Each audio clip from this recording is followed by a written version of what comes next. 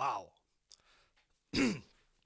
That's what I call a demo piece for a sample library. So great piece of music there. That was Adrian Binet, I would say. Farewell, one of the official demos for the new Verharmonic Bohemian Cello.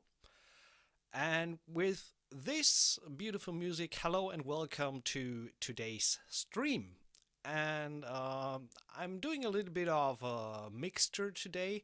I definitely wanted to do a stream featuring the new Bohemian Cello. Verharmonic kindly sent me an NFR copy to check it out and to talk about it, which we are going to do today and play a little bit around. And I have back then I bought the Bohemian violin that they also sell, and the update was phenomenal. And so this is the kind of version 2 of the cello they did, and I can only repeat what I just said. It's absolutely phenomenal.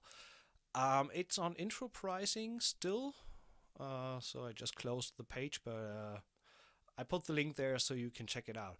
It runs in the UVI workstation, so it's not a contact-based library. It's I think around 4 gigabytes in size as a download. If you go with a 48 kilohertz version, they also offer a 96 kilohertz version, which is kind of 4 times the size or something like that. And yeah, beautiful interface. There's not much to see here. No controls besides the 3 faders down here for legato, volume, and reverb. And there, I had to look a little bit till I found it. There is this little I icon up here. Sorry. That opens up all the key switches and the information where what stuff is located at. But the core concept of these libraries are pretty much that you actually don't really need key switches. Why that is, we will find out in a second. And since it might be a little bit tough to just talk about a solo cello library all the time for a stream, I also acquired a bunch of different stuff recently that is absolutely suitable for that Nordic Noir style of music. So if you watch Scandinavian crime shows or things like that, scores like Johan Johansson and the likes have we have a bunch of libraries have been coming out in the last year pretty much that are totally geared towards that kind of sound aesthetics, like the Olafur Arnold's toolkits from Spitfire. They recently released Olafur Arnold's chamber evolutions, the contemporary orchestra strings, even Albion 5 Tundra is totally up in that Scandinavian music realm. And they just last week released the alternative solo strings, which is kind of the conclusion of their artisan string libraries. And so I wanted to dive in a little bit today, just to mention another thing. This week, Matt Bowler, aka The Unfinished, released Zebra Nordsund, Blood and Gold. So there's a bunch of stuff that's geared towards this Scandinavian sound aesthetics. So I thought it might be a cool thing to just dive into the style today and feature a bunch of the libraries that I have not prominently featured in the streams in the past. So we'll talk about a bunch of libraries that are specifically geared towards this kind of style or this kind of sound. With the release of the Zebra sound set, Matt has actually posted some nice overview on the whole Nordic Noir sound aesthetics, like hints for soundtracks to listen to, and his favorite sample libraries. And a bunch of that stuff is actually featured today with the libraries that we look at. And so check out his blog. It's really great info there. And also, obviously, the sound set is worth taking a look at or even putting it into the cart. It's also, I think the bundle is on intro pricing at least, or at least the bundle price is way more interesting than the single libraries Blood and Gold. Check it out. So without further ado, let's jump straight in and have a look at the Verharmonic Bohemian Cello library. The mixer is, so I just kind of opened up the project, is pretty much untouched. No processing going on there.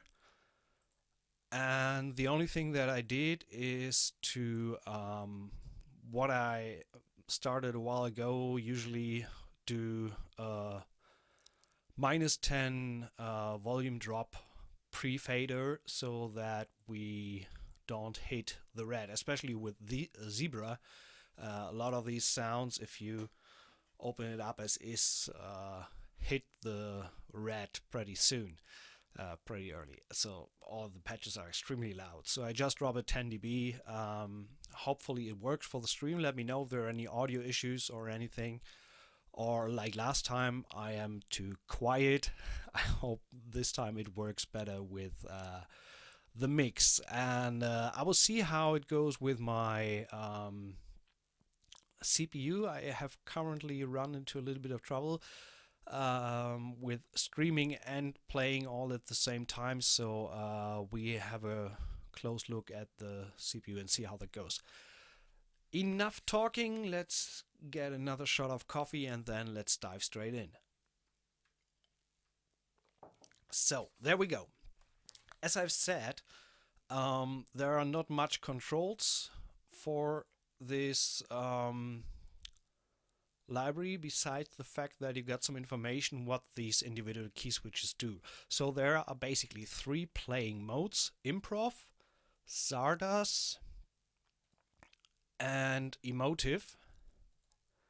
So you can switch them via key switch here, and you can change the key switches. When you click on this icon here, you get a little bit of information on the playing style.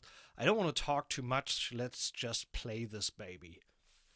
So this is let me reinitialize this thing. So that we just play with it as it loads. It comes with a whopping near 2 GB RAM usage, so takes a little moment to load, bear with me. And there we go. So that's the initial loading state. Let's play it. What does it sound like?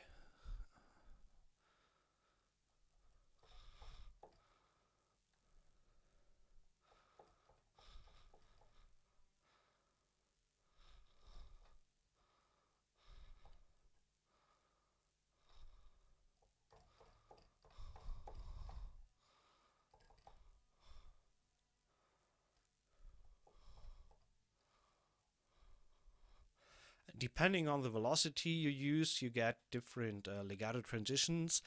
But the whole concept of the library is to not need to control mod wheel for volume or something like that. You gotta control over expression, which is no sound. Wait a second.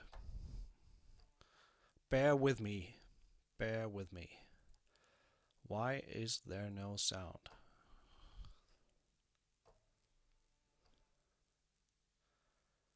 Ah, there we go. Sorry guys. Okay, there we go again. As I've said, this is a library straight out of the box.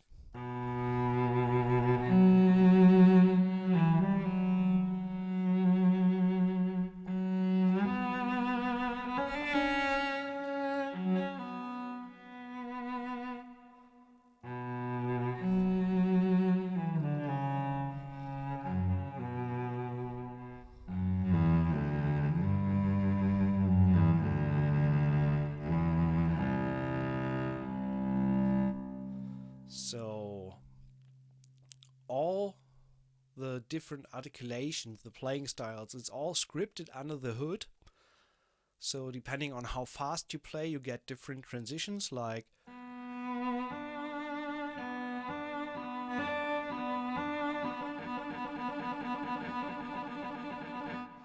so.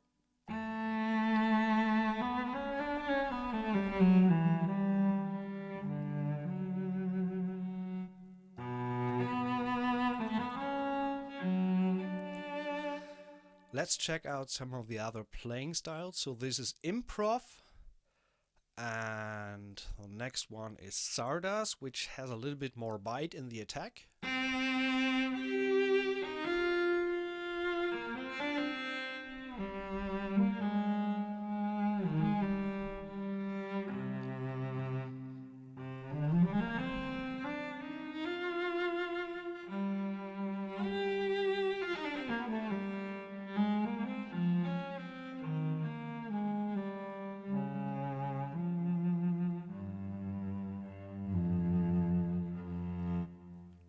And let's check out emotive, which is, as the name suggests, the emotional variation.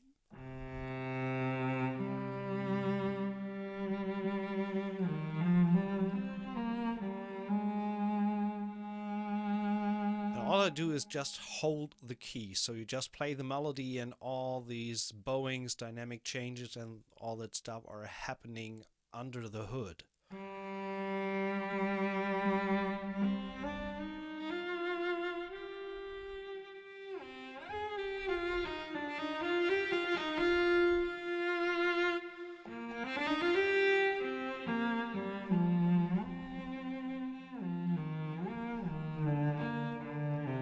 It's incredibly playable.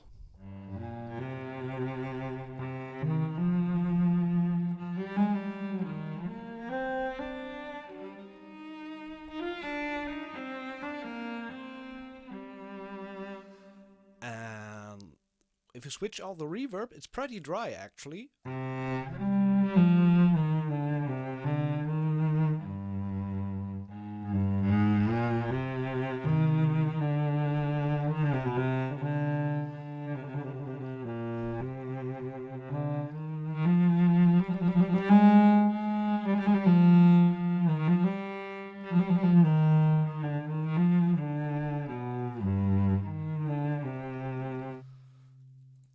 And the reverb is pretty good. And also the range is astonishing.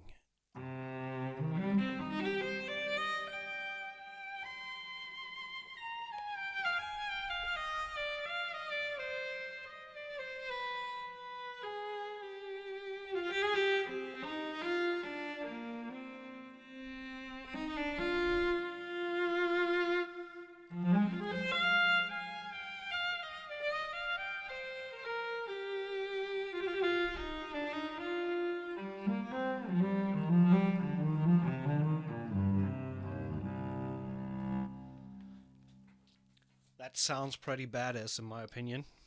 And let's take another look.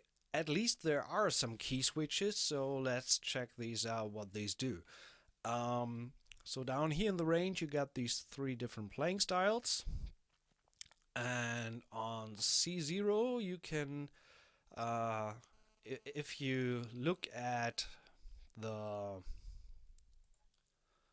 the info panel here when I play,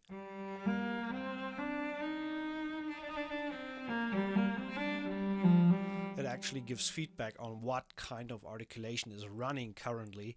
And if you prefer to have a certain articulation at a specific point in time in your performance, you can still override the internal scripting with the key switches and force a certain articulation to be performed. So when I don't press any key switches, and say I want to use the diminuendo, for example, on the end of a phrase, then I press the key switch and get the corresponding articulation.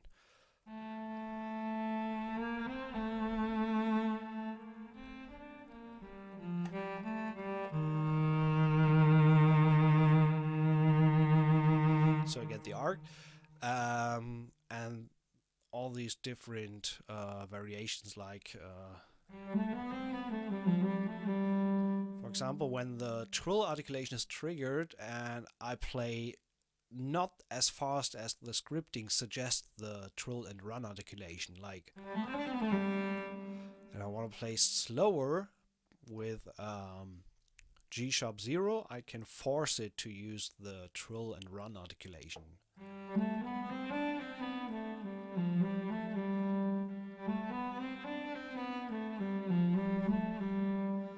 There's a slight difference between the script choices for the legato and when you force it to a certain kind of legato. Other than that, over here we also have some short articulations like staccato on A0. These are also polyphonically playable. Then we have spiccato.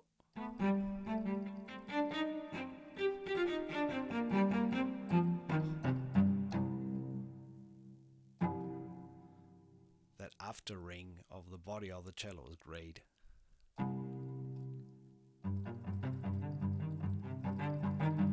So this, for example, is also great for layering, for example, with a section when you have the cellos and they don't have enough bite. Just put this on top and you really get this cut through in a mix that you sometimes just need for your short string articulations.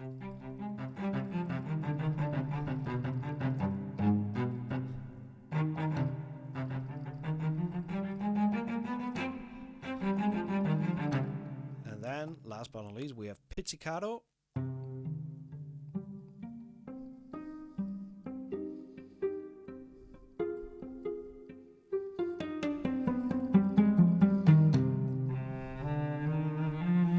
These are no latching key switches, so you need to keep them pressed to access the articulation.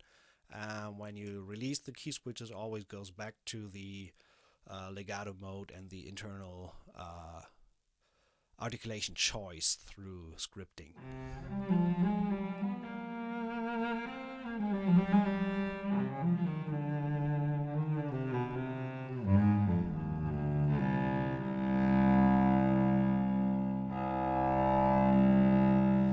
Hold the note, you get this rebow sound. So if I just hit down the C2,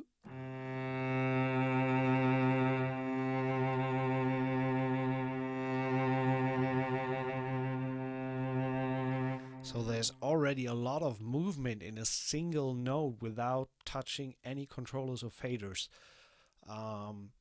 As I said, you can control CC11 a little bit for the volume. Although you have to keep in mind that it's not the same as when you work with sample libraries that have dynamic scripting on the mod wheel or on CC11, where you get a change of the timbre when you turn down the fader. So the timbre stays the same, is really just the volume that goes down.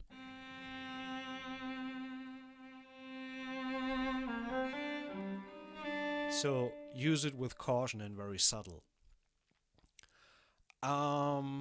That's pretty much all there is to say about the cello. So it just sounds fantastic, it plays fantastic, got a bunch of articulations, but I think the core of this library really is the performance scripting in itself, which really makes it shine, besides the initial tone, which is phenomenal.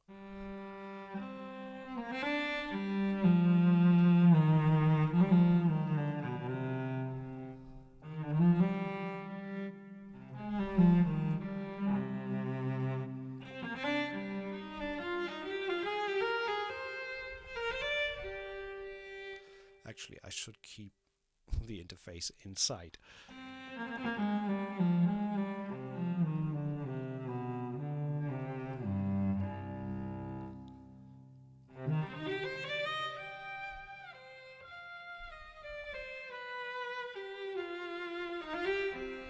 It's just fun and a joy to play. So check it out on the Verharmonic website. We are going back to this baby later and check it out in the course of working on a track. So the next thing that I want to talk a little bit about is the unfinished new Zebra sound set, Nordsund Gold and Nordsund Blood, which is available for the Zebra and Zebra HZ. Let's just jump straight in and listen to a bunch of the presets.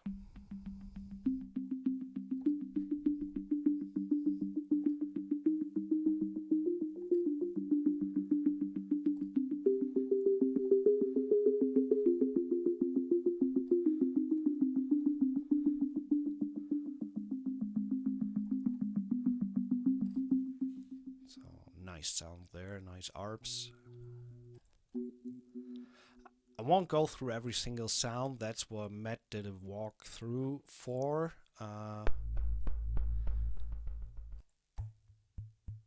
Just some random.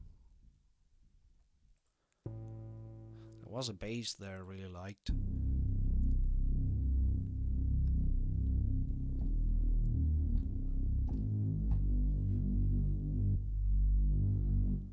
A lot of these patches have melodic control for filters, or sometimes the sound changes drastically.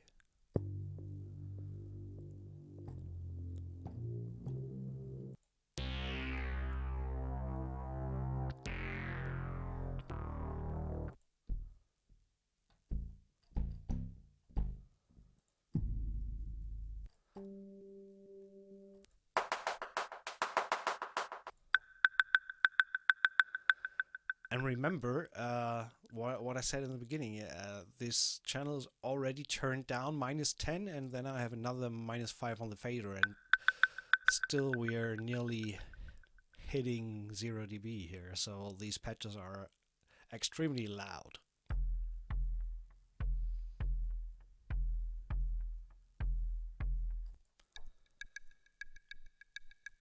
Really great underscoring stuff in here.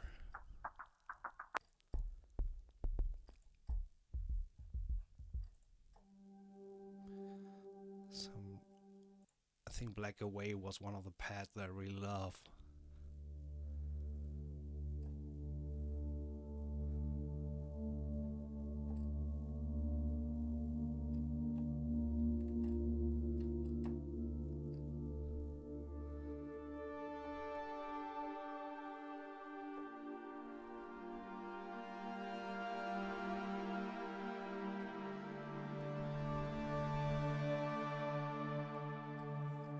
So really great stuff in there. We will take a look in a little bit, and when we actually look for some sounds to work with for the track that we're going to do,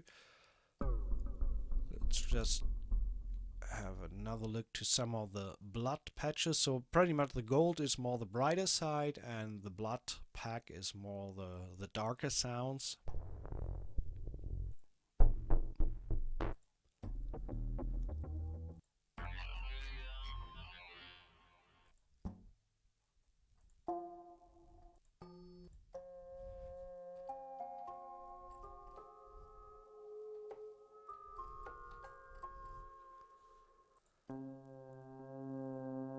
A lot of pitch modulation and all that kind of unsettling stuff that really gives a little bit of an analog feel.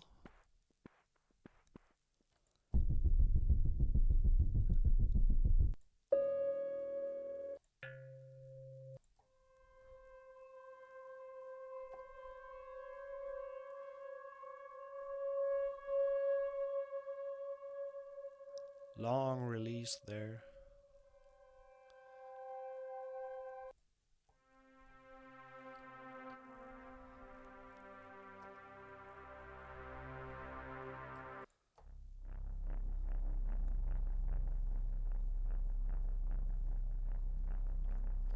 Very reminiscent of the stuff that Johan Johansson did, for example, in Arrival and things like that. So a lot of these sounds get their inspiration from that sound of that kind of soundscape.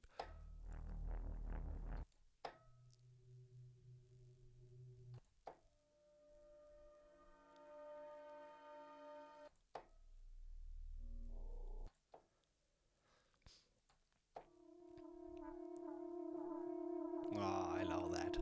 Very cool sounds.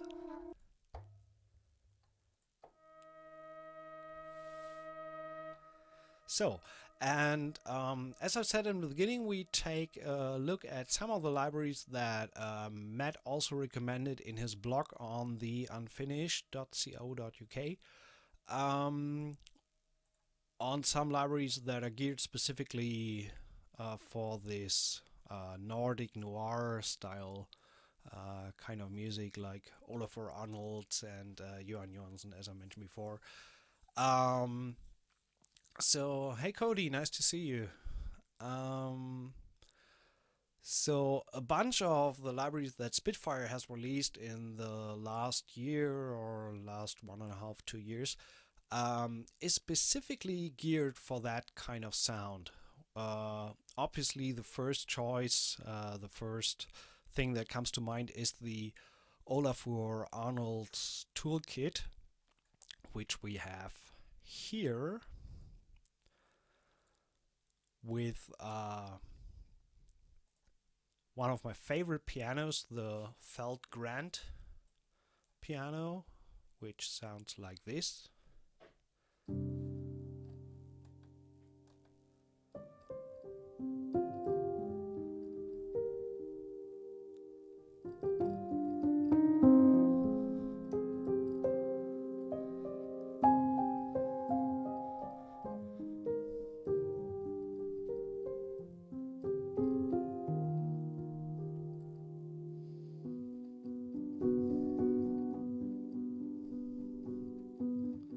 Gives you this instant vibe. It comes with different mic position and mic mixes. For example, the Colts have a very unique sound that I really like. What's happening here? Saving, I guess. So, yeah, now loading the Colts. Very different sound with the same library.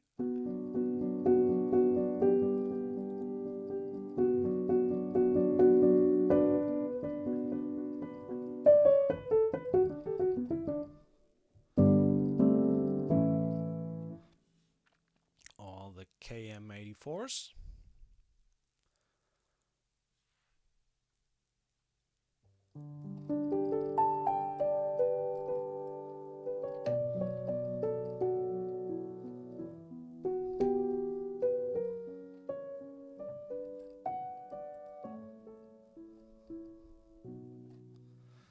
And I particularly like the mixed sound,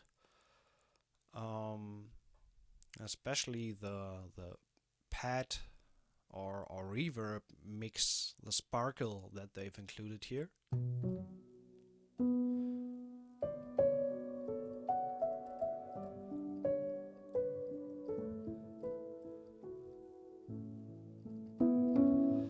The only thing is, if you watch the CPU, that it kind of drains my system when I am streaming. So I just switch that off for now and just use the reverb knob here. That's a little bit too much already.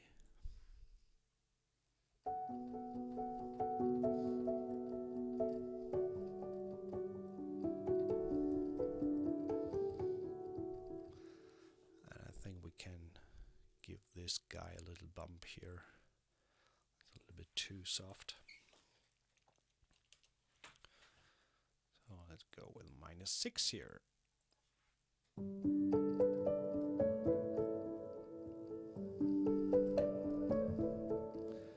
And when you combine these, so say we go with a piano here. Actually, let's don't do anything with click for now.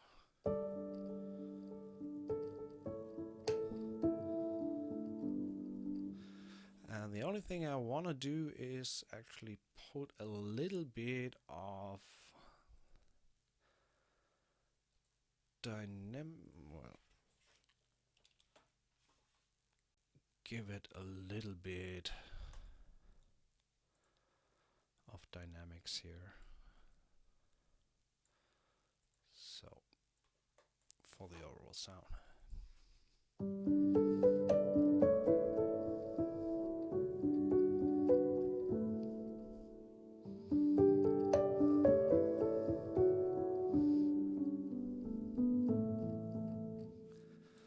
Something like this.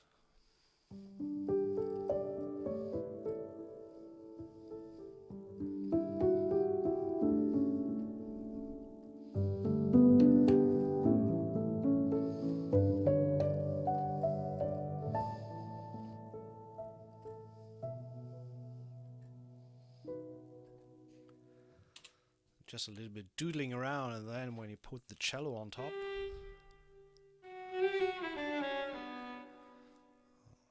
take this a little bit down.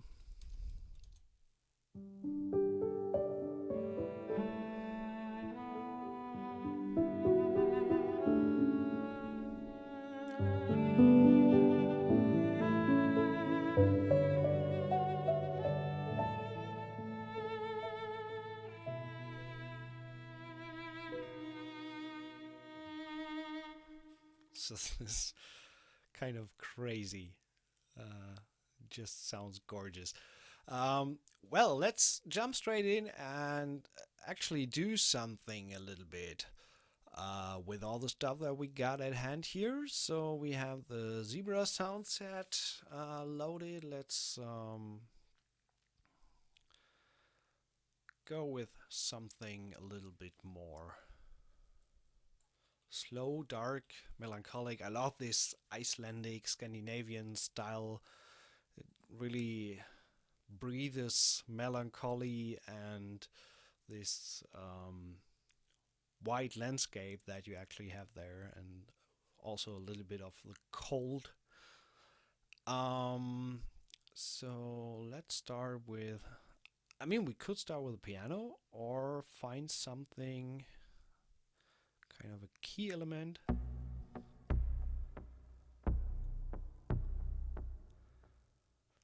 That we really like. Let's check out some sounds.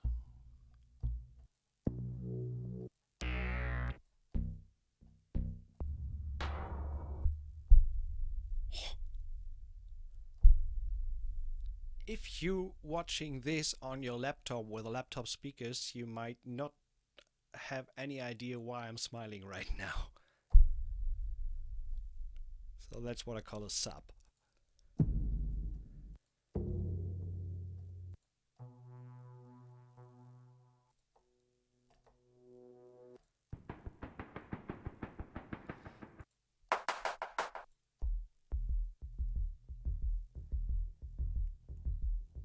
I like this one.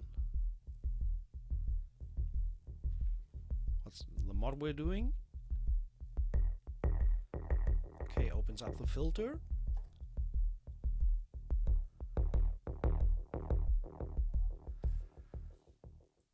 I think that can take us a long way. Let's start with this. One thing to keep in mind, what I realized with Zebra is something that I love the synth overall, but what I really hate about it is when you forget to name the patch and you come back and reload the project and go to patches, it actually drops the information here, which pad you actually, or which patch you actually were using. So what I need to do is actually, when I found a sound that I really like, is to name that channel according to the sound that I used. So that's LP Bratislava. Because sometimes when you accidentally change the sound when you open the session the next time, you have no way to find unless you don't save the project and reload it. But still, you don't know what sound actually is loaded. So let me give you an example. So because I had more than one time happened to so let's close this project, and I had it more than one time happen to change the sound unintended, and don't find it again because for some reason Zebra decides to drop the information when you reload a project which sound you're actually using. So you will see that in a second when the project is loaded again. And I open up Zebra. The patch information, the patch is still loaded, but the name is gone. So come on, open. Can't take this long for such a little project with 4 instruments, right? But you never know. Sometimes it may take a little longer. So it's now named Zebra LP Bratislava because I named it like that. So when I go to patches, the patch is still loaded, but there's no indication here which patch it is, and the name is gone. So this is something to keep in mind when working with Zebra. I think it's a bug. So now we're back there, and now we're back with a patch. So keep that in mind when you use Zebra. Just remember to name the tracks accordingly to the sounds that you're using, because sometimes it can get lost. So let's use this little loop here. It sounds pretty great. I love it. There's a nice atmosphere, and give it a little bit of a modulation to open it a little bit.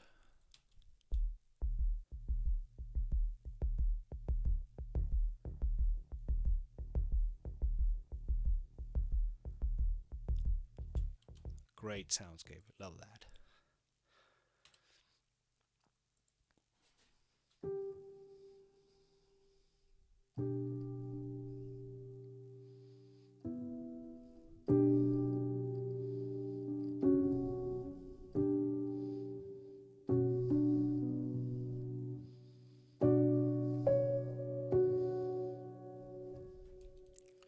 What tempo do we have?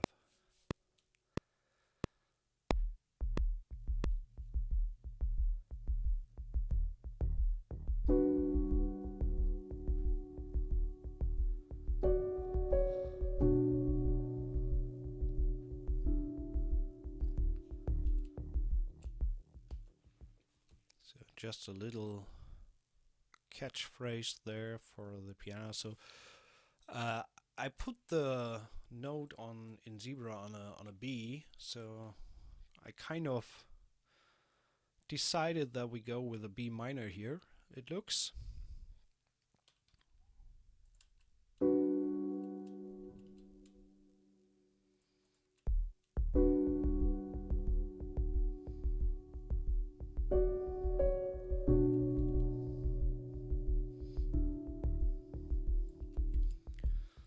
Repeat this,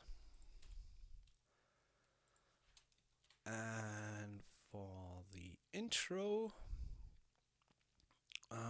let's duplicate Zebra here and use like a pad sound or something on top. Patches, gold, pad. So let's listen through some of these.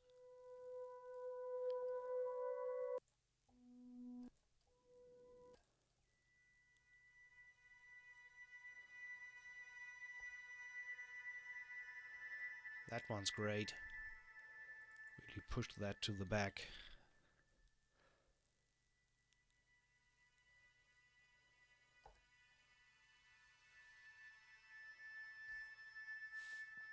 Okay, I record this.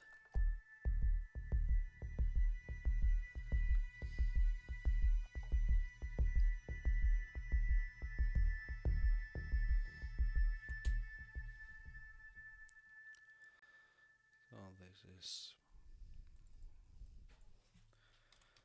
pad blackened.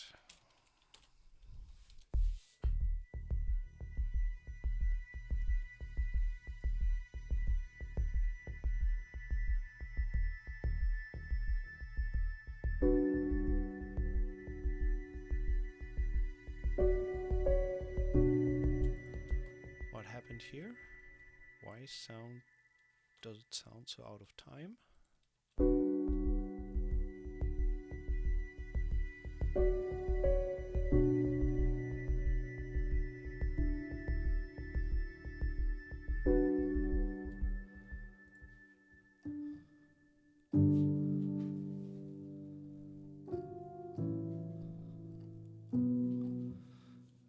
Just think that I'm giving it a second.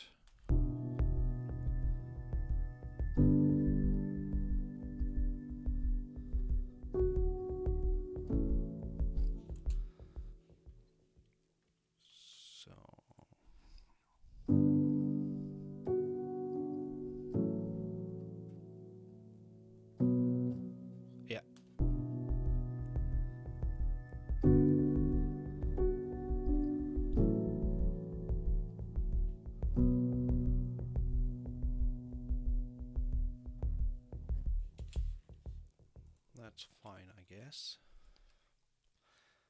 I want to delete this. Quantize a little bit.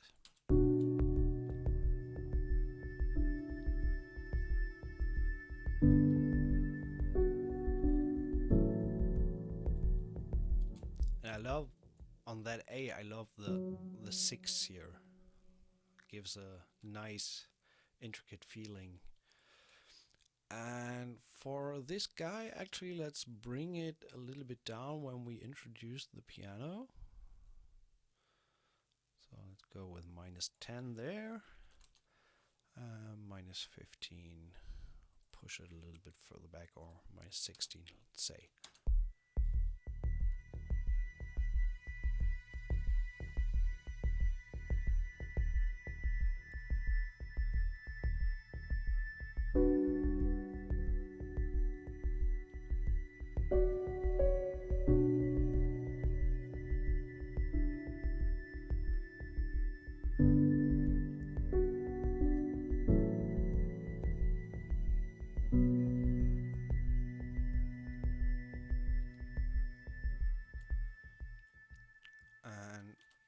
Once we have the piano rolling, let's get rid of the automation here. Just keep it very low in the filter. We can bring that in a little later. And so, as I've mentioned before, I got some of the Spitfire stuff, like the Contemporary Orchestra, Tundra, the alternative solo strings, and also the Olafur Evolutions, Chamber Evolution, which work great together with the chamber strings. So let's actually try some of these. What do we have here? We have subtle, thrilled, episodic dissonance. Let's try with the episodic ones.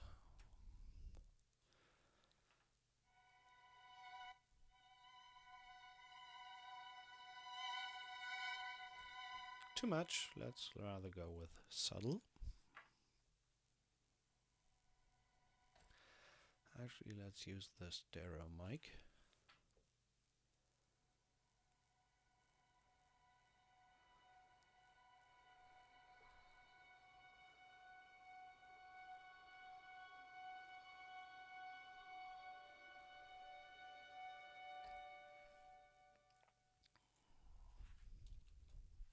Let's see, just some random notes. So this is actually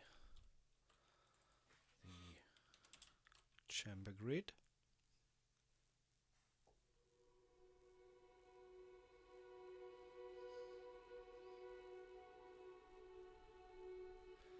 Just doing the same as the pad is doing, like with the B and the A on top, and just putting the F sharp in there. So let's Let's try this.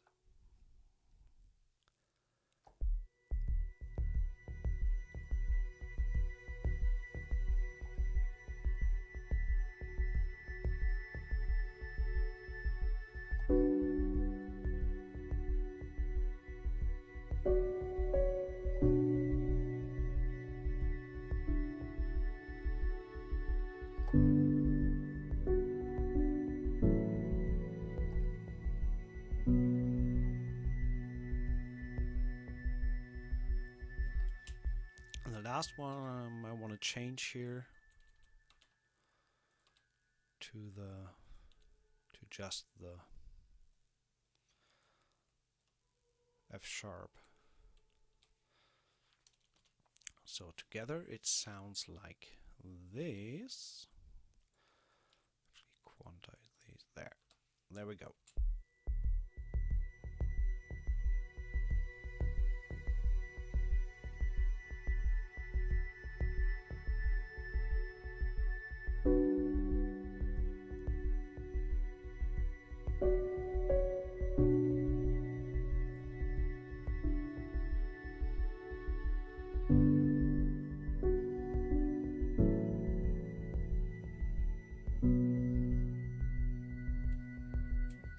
Like that, so we need to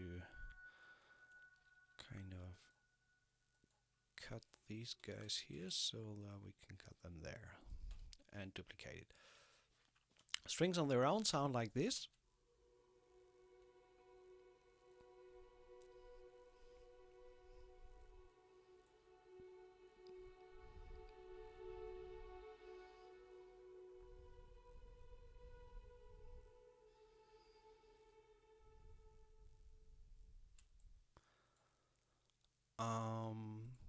And we can actually see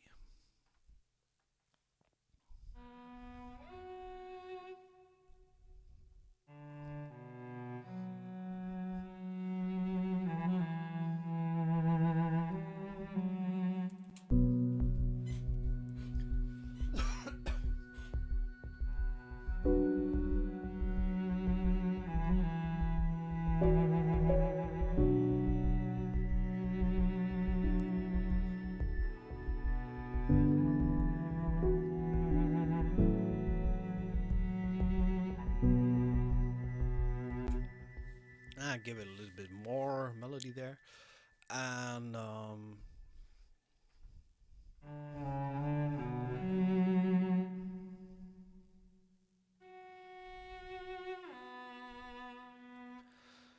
just making sure that we are on the on emotive.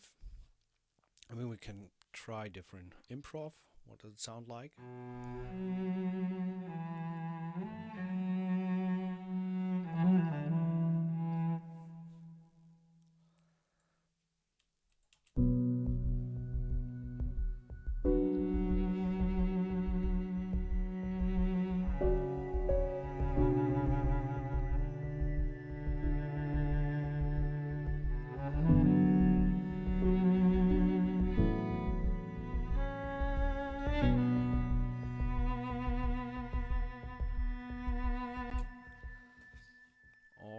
Try, for example,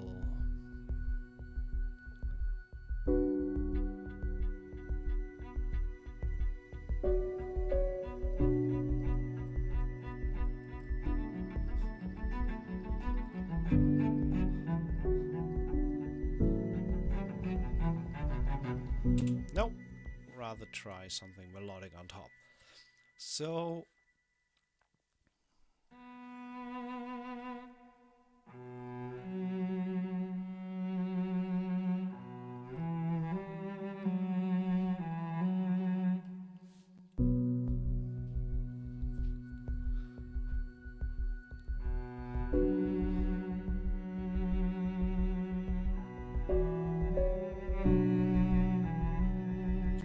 actually I need to click there.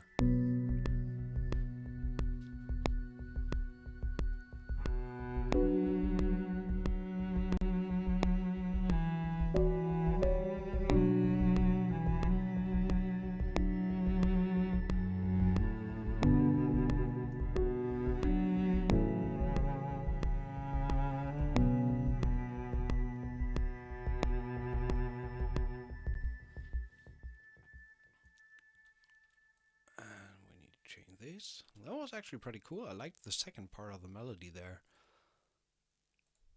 So just give it a little bit of a quantize.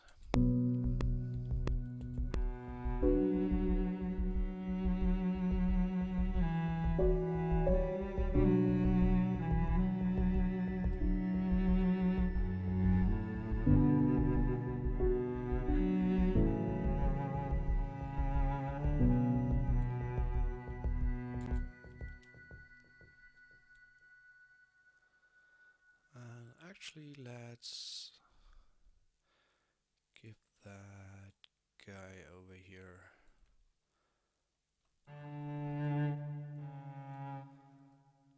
good old triplet.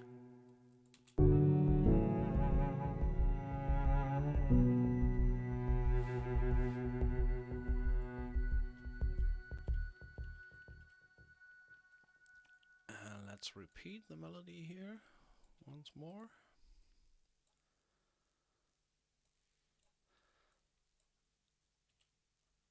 And bring in the automation a little bit more in the second time. Piano stays the same. So we have this now.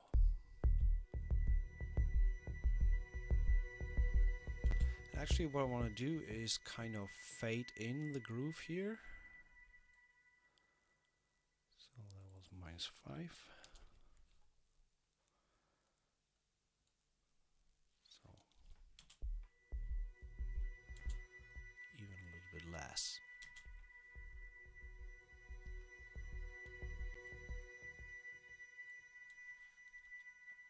So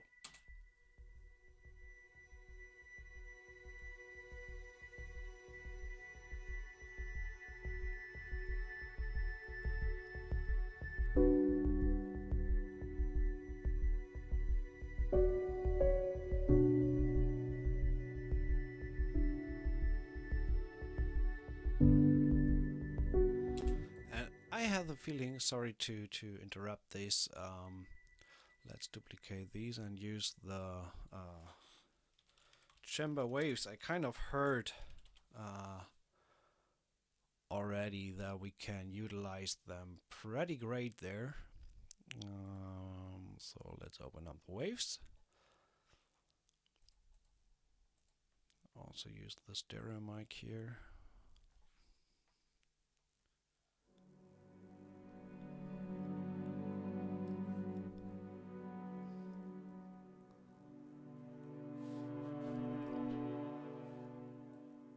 Yeah, that sounds great.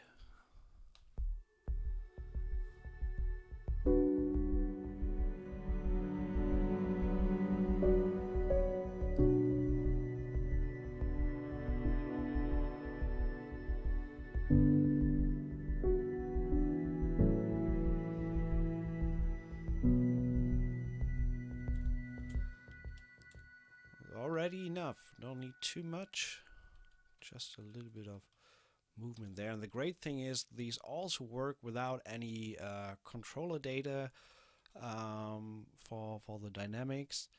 Like I had these set at kind of halfway because these are pretty much baked performances. I'm using the normale longest. You get long, shorter, and shortest arcs, as well as tremolo and vibrato. Let's check how the vibrato sounds. Maybe it sounds even better.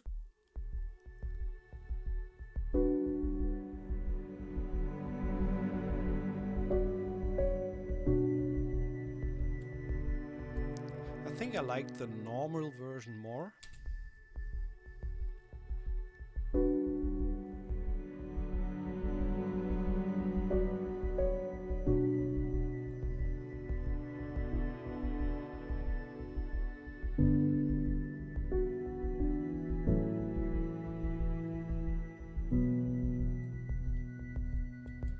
Okay, give it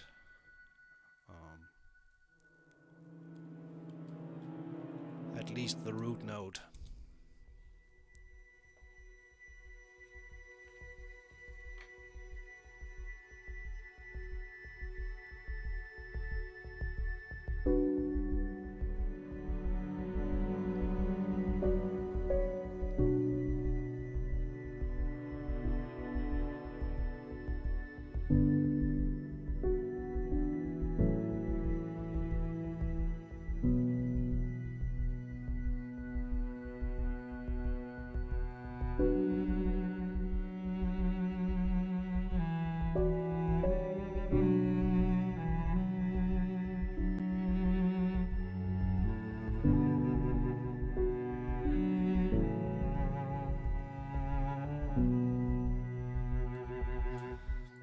feeling that we can double the cello melody with a synth sound here. So let's actually see what we have to offer. Still on gold. Let's go for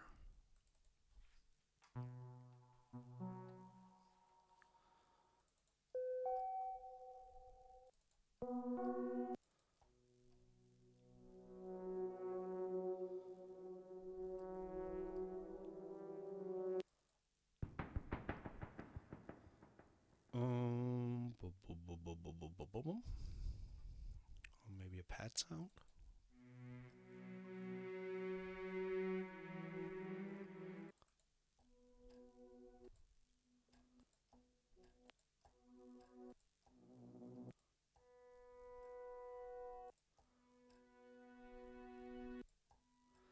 No, I don't really think that we need a pad sound. We have enough strings going on.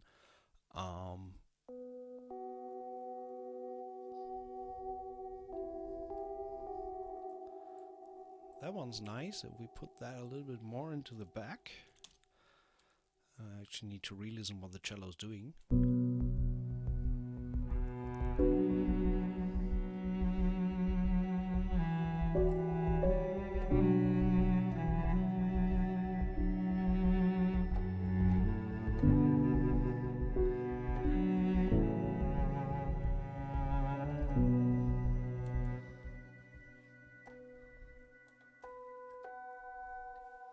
Let's try this.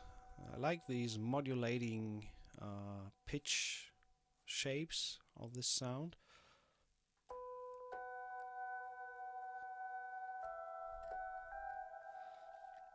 What the cello's actually playing.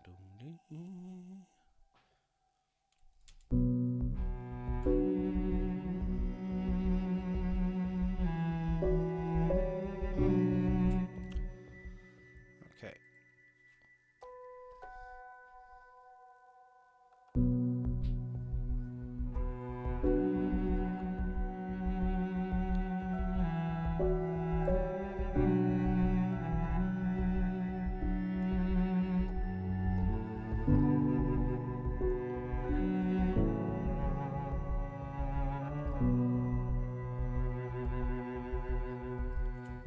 Okay, it's not totally this sound. It's a little bit too distracting from the melody there. Nevertheless, it's a good idea to combine a different synth sound there. Again, there the patch is gone. I have no idea what it actually was. Oh, there it is.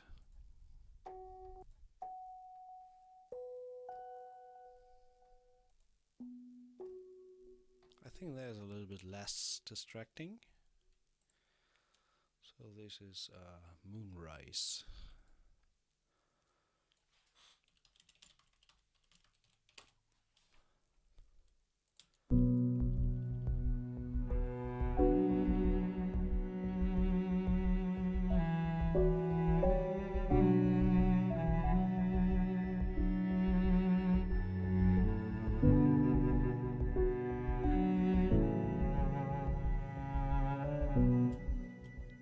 And we need that triplet there.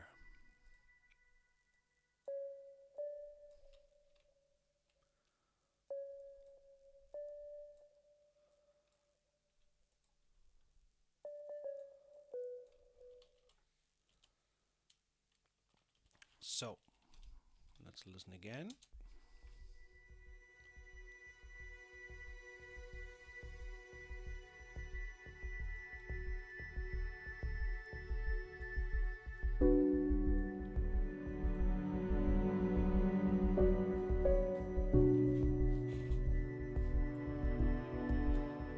I think I accidentally deactivated this track.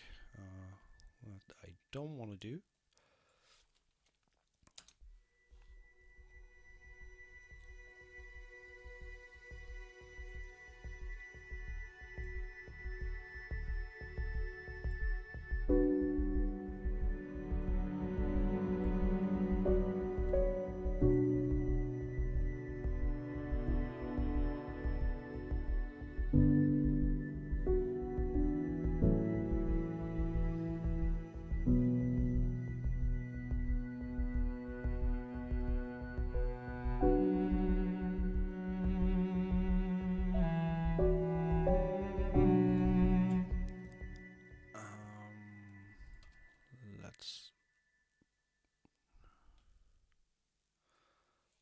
it there.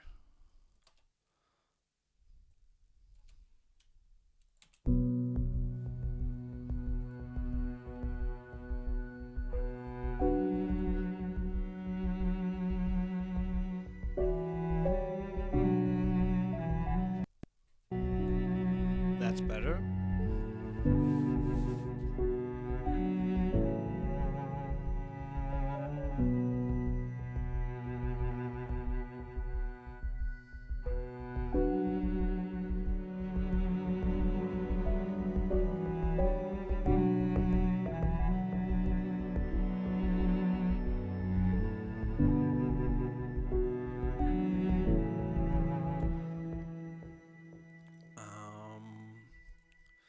So let's duplicate the waves here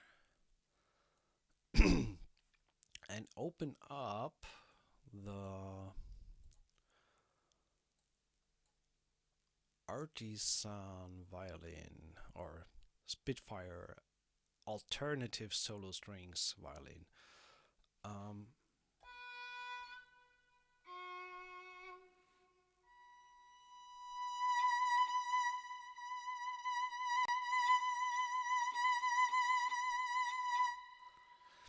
Not really sure whether we... no, let's take a look at the Oliver, not the chamber evolutions, but the Oliver evolutions. The individual ones. Let's take the subtle one.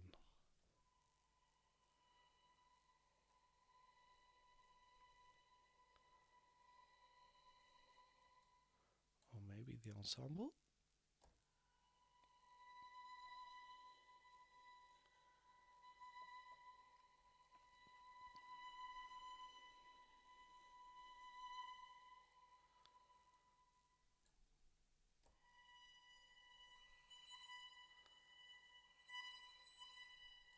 I just want a little bit of movement in there. Let's take the valve mics.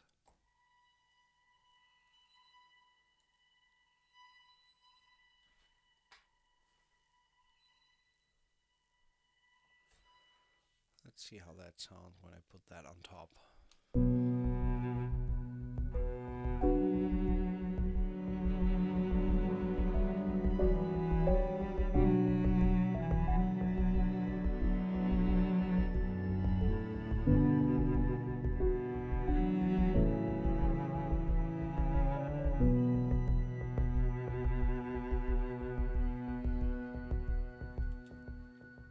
I like that soundscape.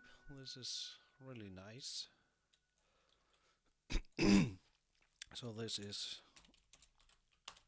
Evo.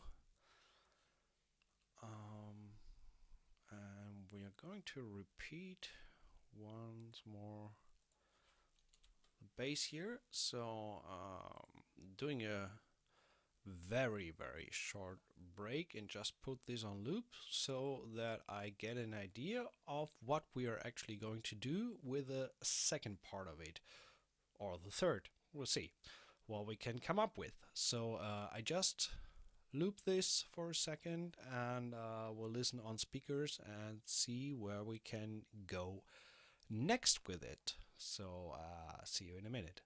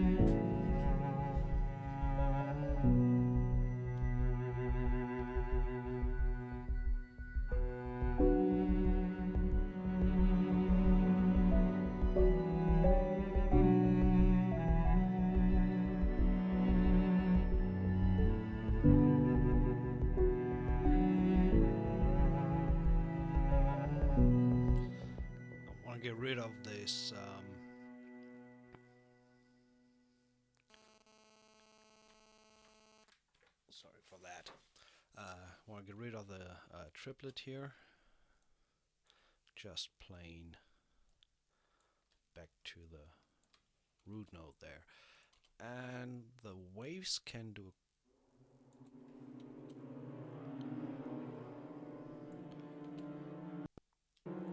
a chord here.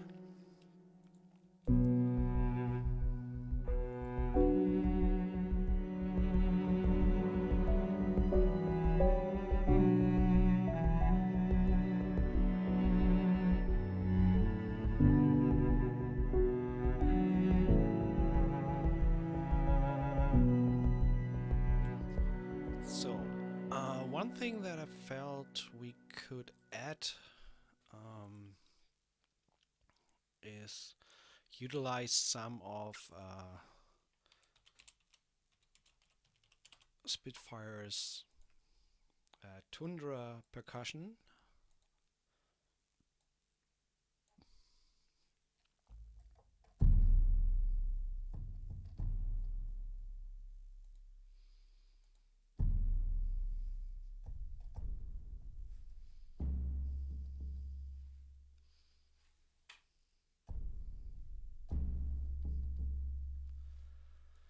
Just for the second run.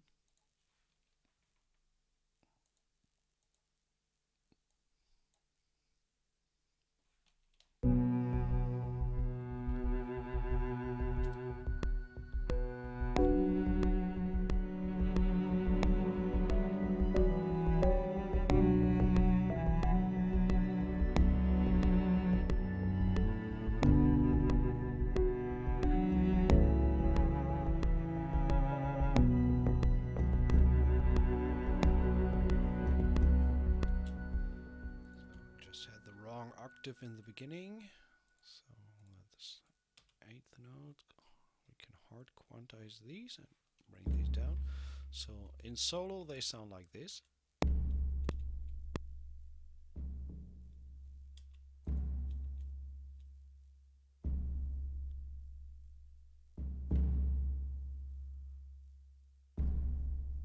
Just a little bit more movement there in the low end.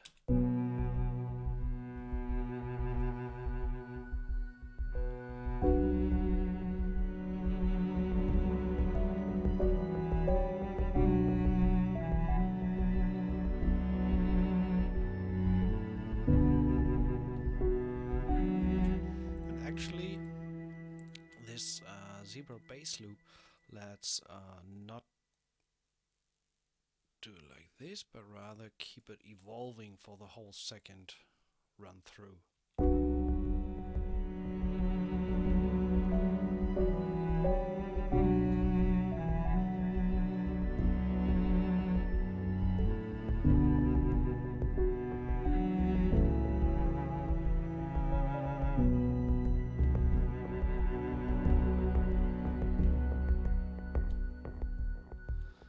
So we get a little bit more energy from the drum loop coming in here, and then we bring that down again, just half the length.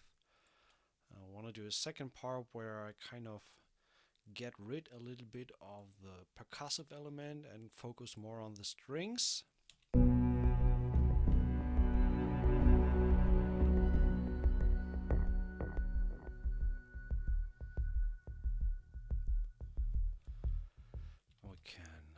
Also fade that out a little bit.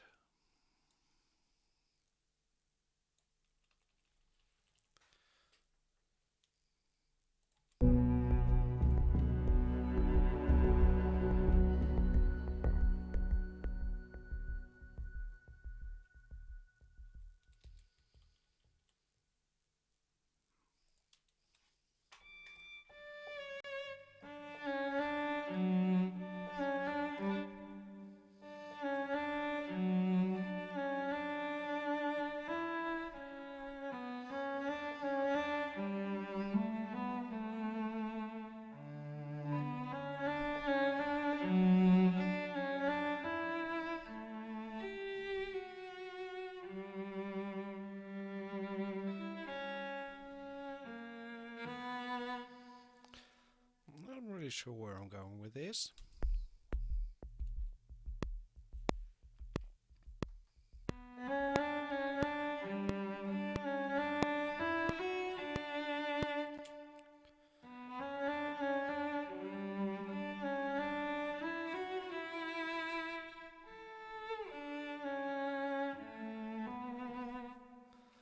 Maybe start with piano first.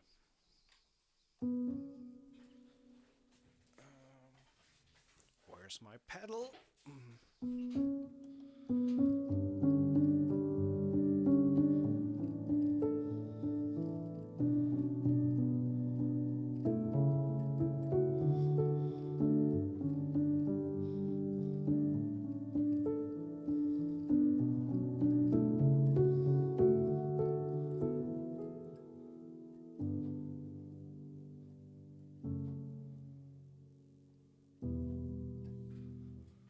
That's kind of cool.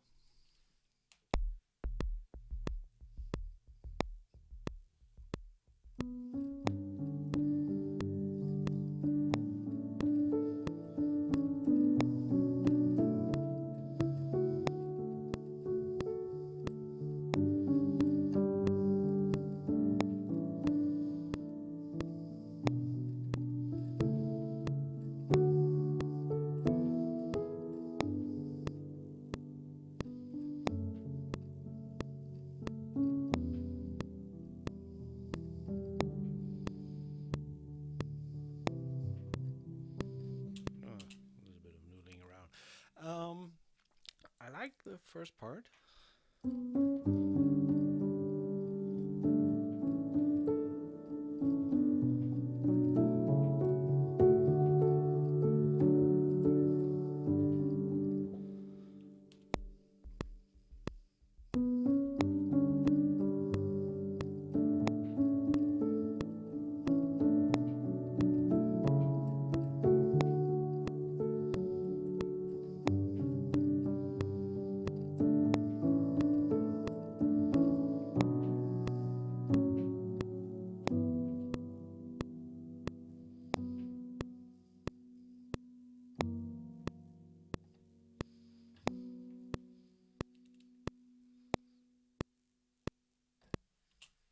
Okay, let's go with this for now.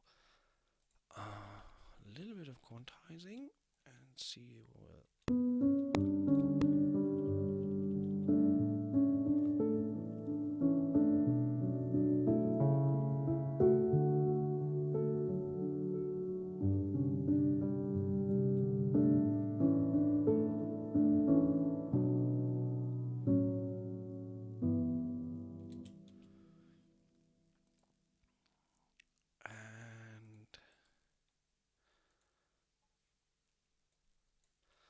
Let's see how the solo violin from Spitfire behaves here.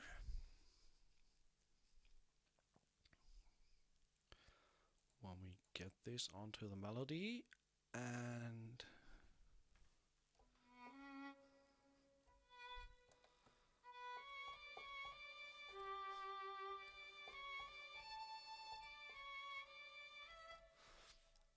know what? Let's use the verharmonic one.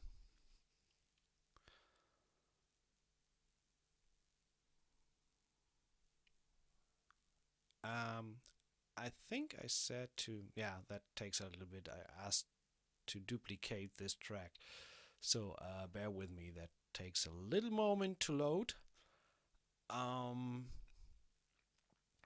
But should be there in a second.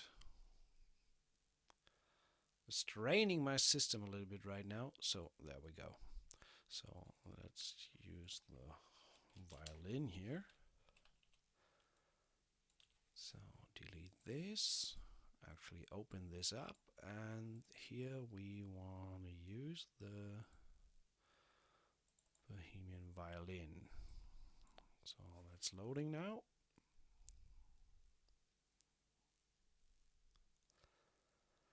And we will surely bring in some more strings here.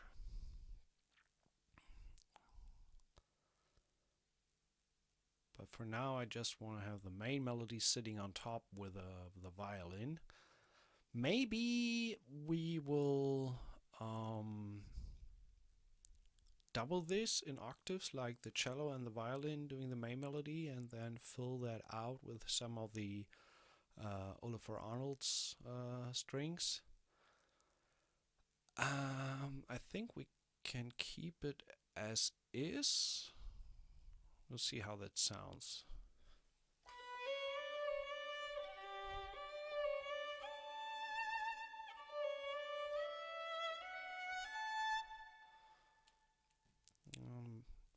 We can turn the cello a little bit to the right. And let's push the violin a little bit to the left.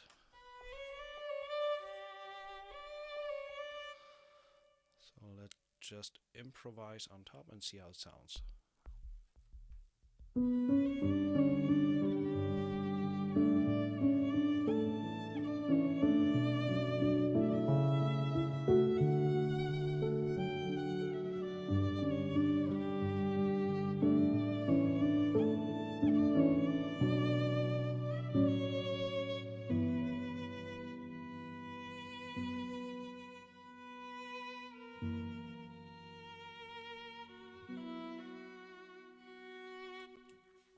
Okay, let's try.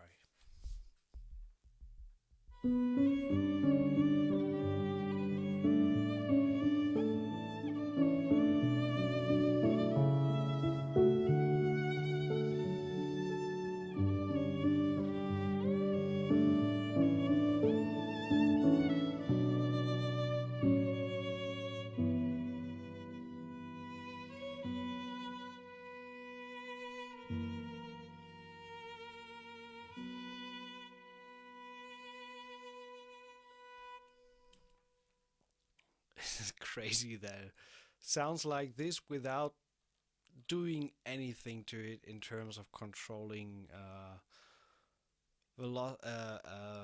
dynamics or whatever. It's really just load up and play. Okay, so let's keep it where it was.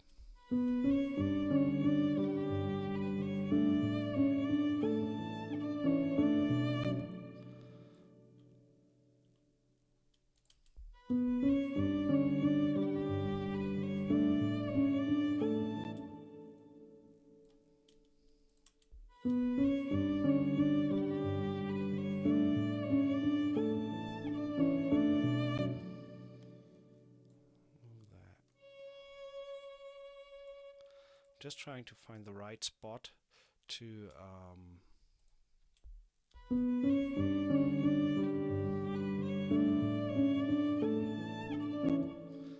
let's re-record that on click.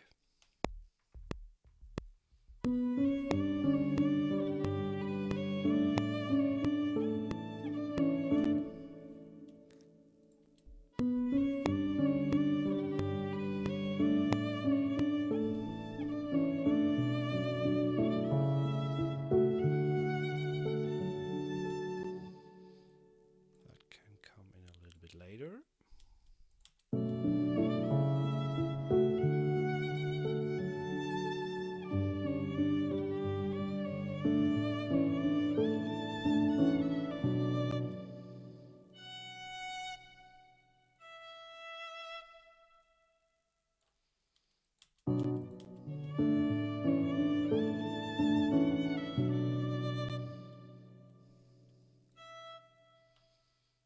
Let's do like this.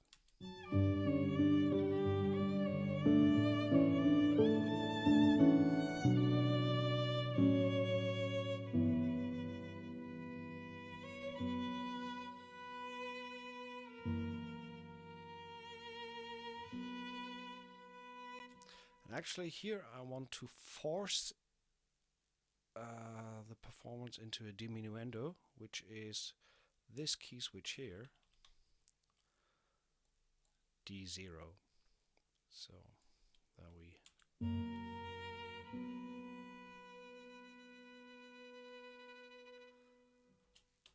that sounds pretty cool. Rad. Um, Now let's I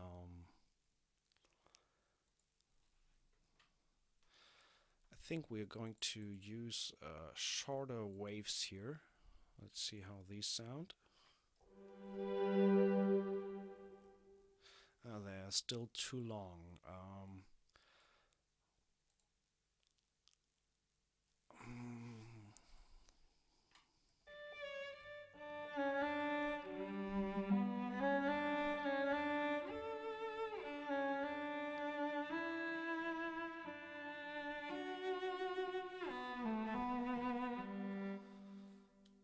Maybe do a harmony voice there.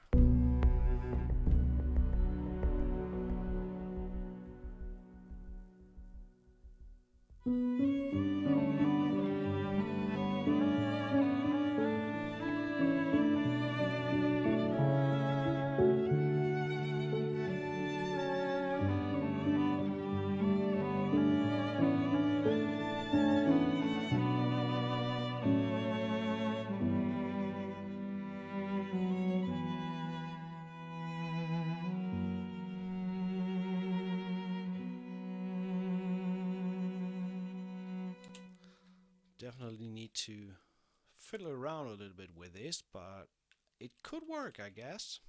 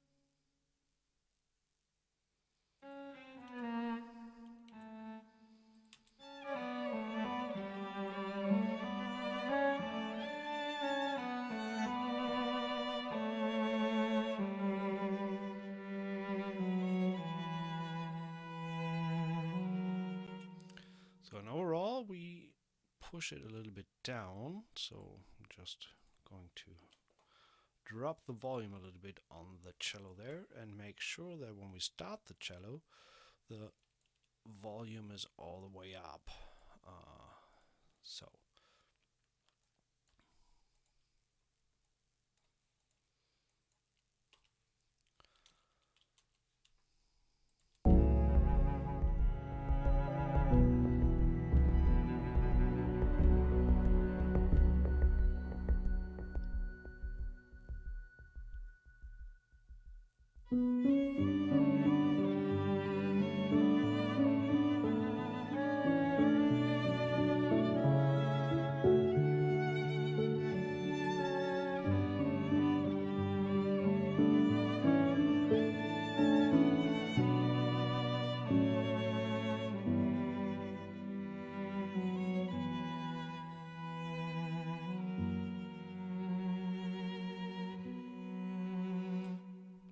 that sounds pretty nice. So we just need to fill that a little bit.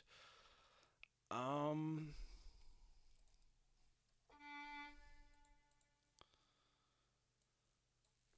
So what I'm going to do is, that's one of the tricks not tricks, but something that I saw in Paul's walkthrough of the video for the alternative solo strings, is to actually load the different spiccato articulations into the same instrument and utilizing the same MIDI channel. And actually I made a mistake there in the violin. I want to use the spiccato. So have them all on the same channel so that you essentially end up with a what's called ensemble patch with all the same articulations. So cellos, and then last but not least the basses. So the spiccatos also on channel 1. So now we have all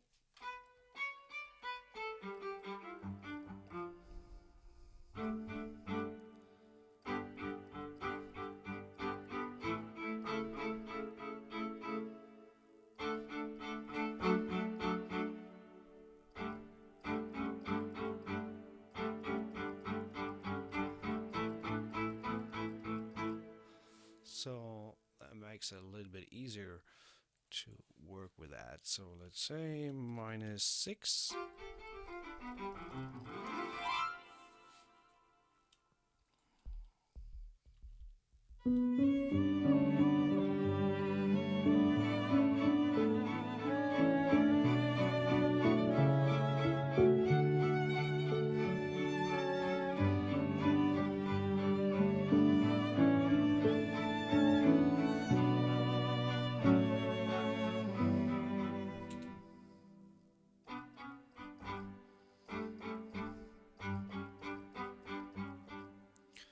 Let's try this. So there's actually 8th notes. I'm going to step record these so it jumps to the next 8th note position once I press some keys.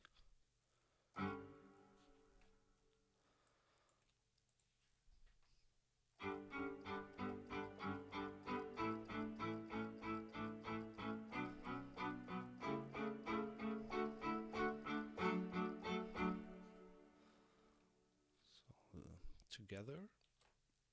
I really want to have them subtle.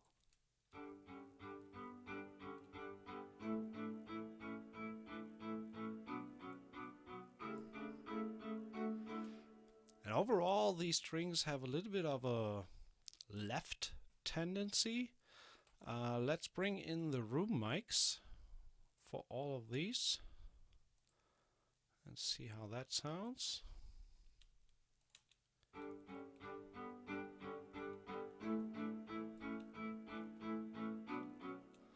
So, okay, let's put the violins a little bit to the left, viola stays where it is, the cello a little bit to the right, and the basses even more to the right.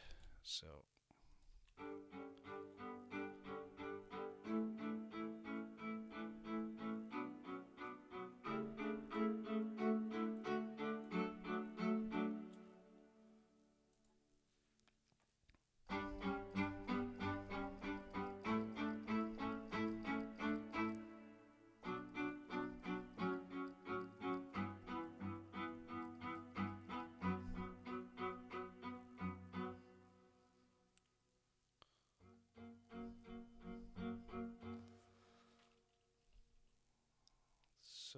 and the second run of the strings, let's even them out a little bit, bring them a little bit down, and the last guys over here, I really want to bring them down.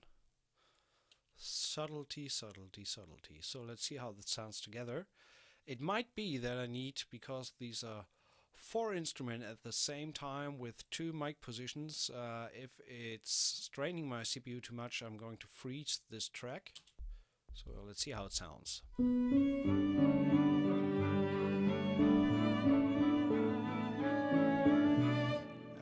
give it a little bit of a negative track delay, like minus 25. Let's see how that sounds.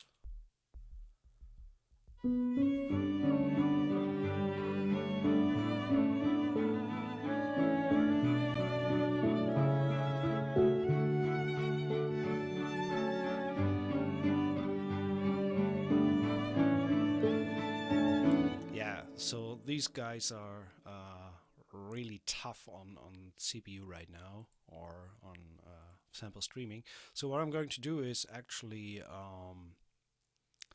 just use the render in place for this specific part. So I just want to have the strings.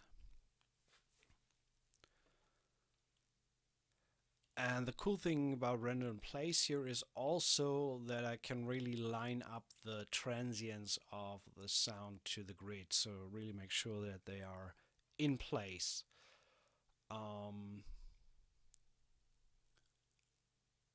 Wow, that takes long.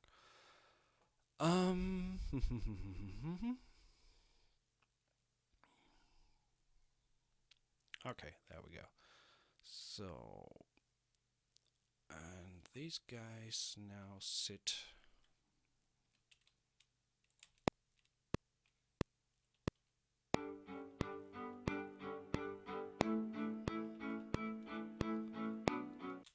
So I can move them even a tiny bit more.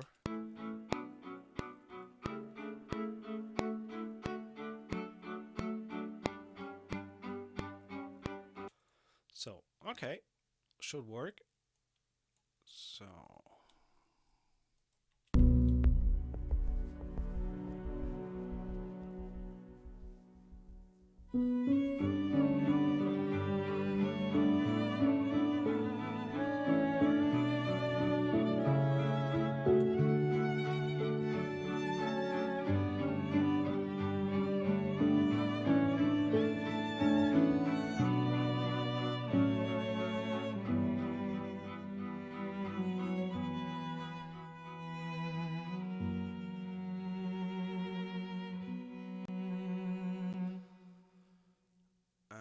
we're going to introduce one more of the chamber waves here for the ending.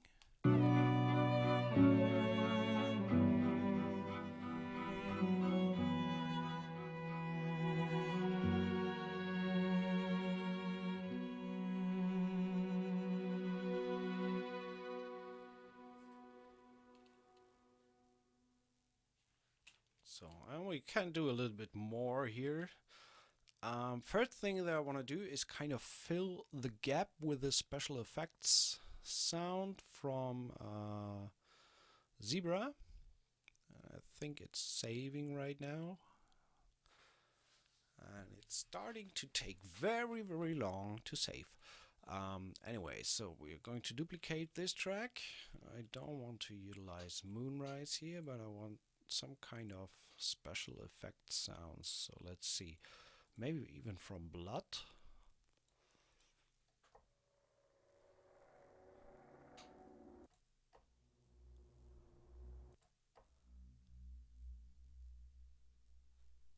That's very quiet. So bring the fader up a little bit.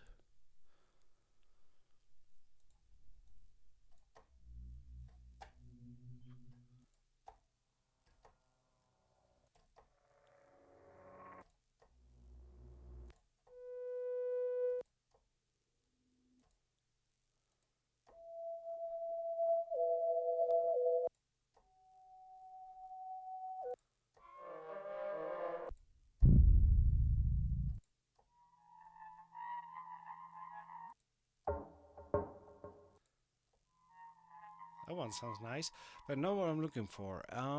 So let's see what we have in gold.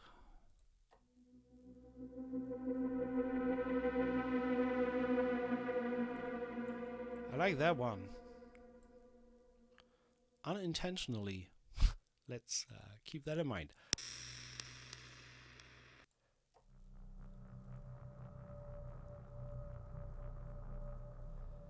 That's also cool. I think that's even cooler. Let's see how that sounds when we end the phrase in the beginning on that special effect sounds.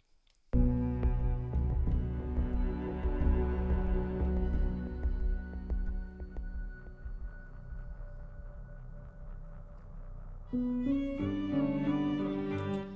think I need to stop it earlier. Just want to have the short coming in, maybe an octave. Yeah, I think octave could work.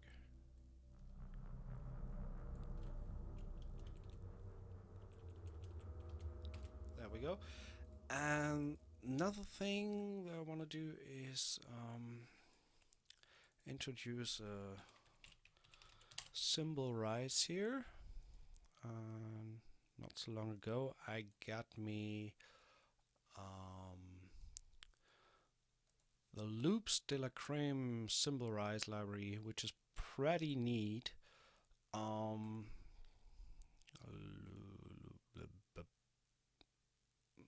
There we go, cymbal rolls. And I did a custom multi because all were single instruments, and I just loaded all the different ones, all rolls. There we go. So here we have them all in one instrument, and as you can see here,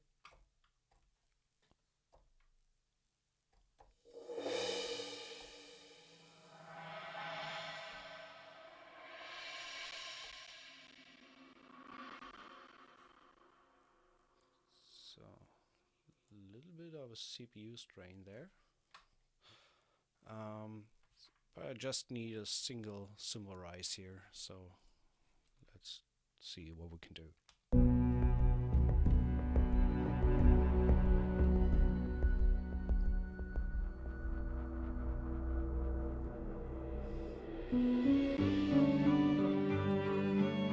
And just to be on the safe side, I'm going to random place that as well.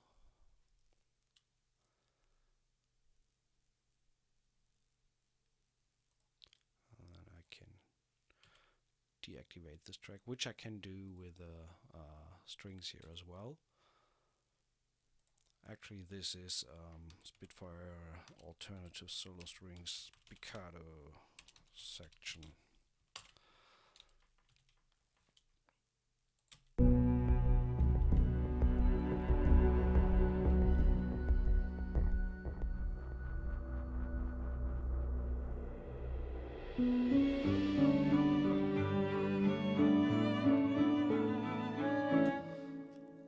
I want to duplicate the ARP patch here, but use another one. So let's delete these data here and check out. Maybe let's have a look at the Hans Zimmer edition of the same sound set. Maybe we'll find something nice in there. So gold. A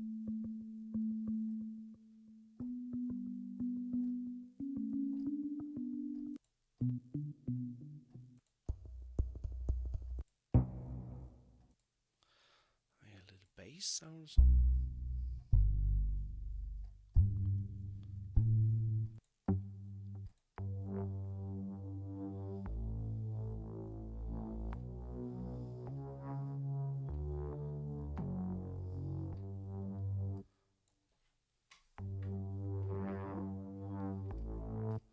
That sounds interesting. So let's go with this.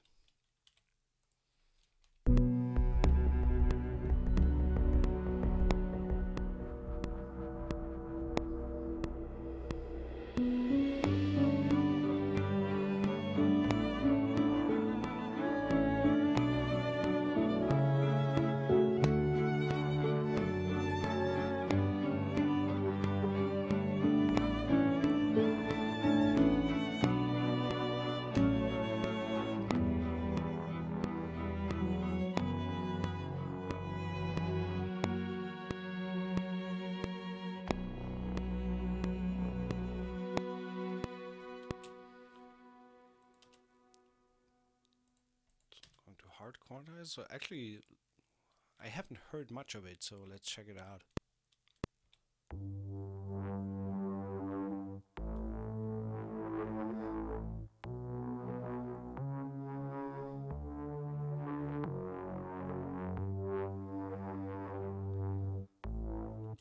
I like that sound really, really much, to be honest. That's awesome. I think we can give it a little bit of a bump here.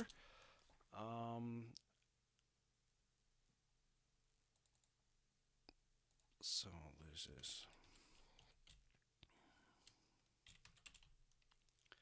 what's the name? Capital H Z. So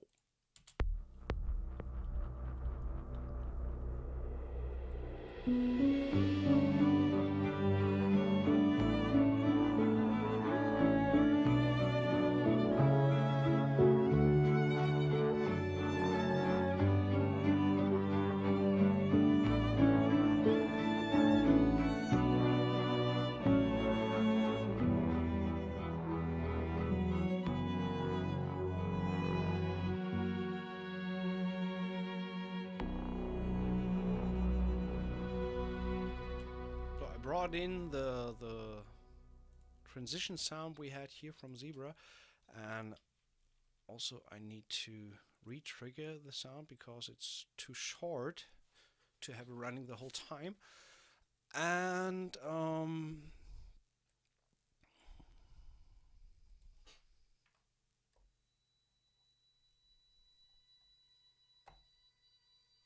let's try, we kind of have a pedal note on top.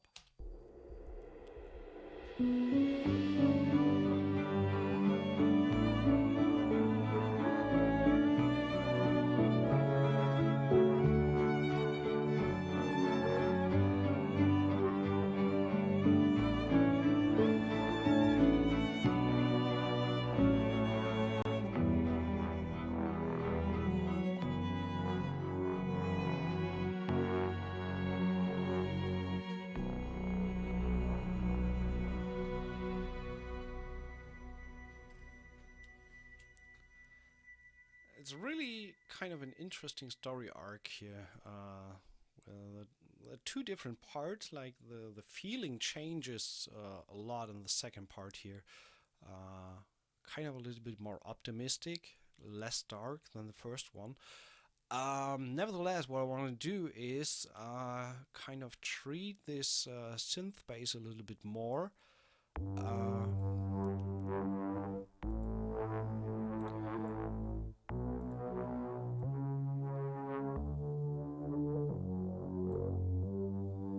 In terms of that we have a less high frequency content. And so let's listen again to the whole thing. I'm curious how that sounds together so far. Not sure whether we need to add on here, but let's just listen to it.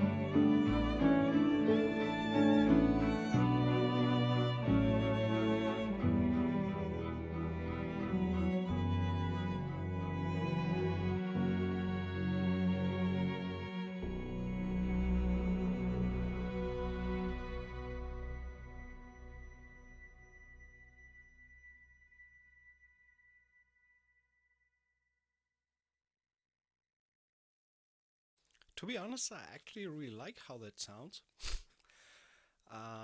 Interesting, at least.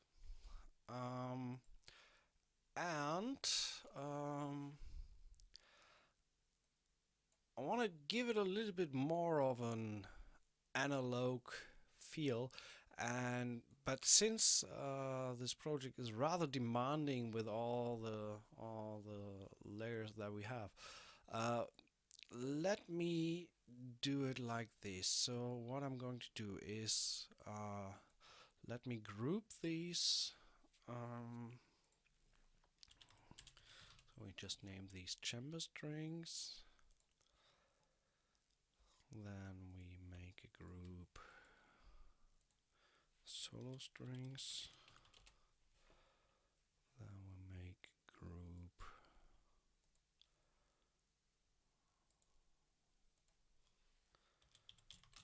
synth and group piano.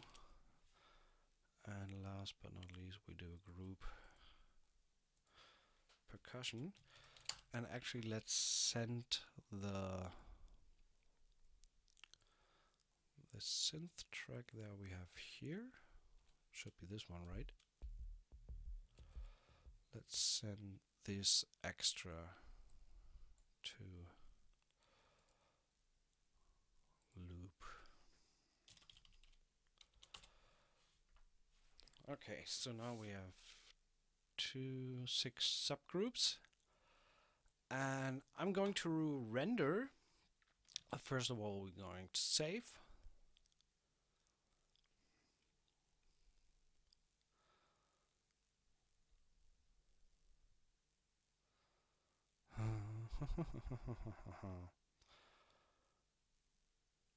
So, okay, let's render the groups.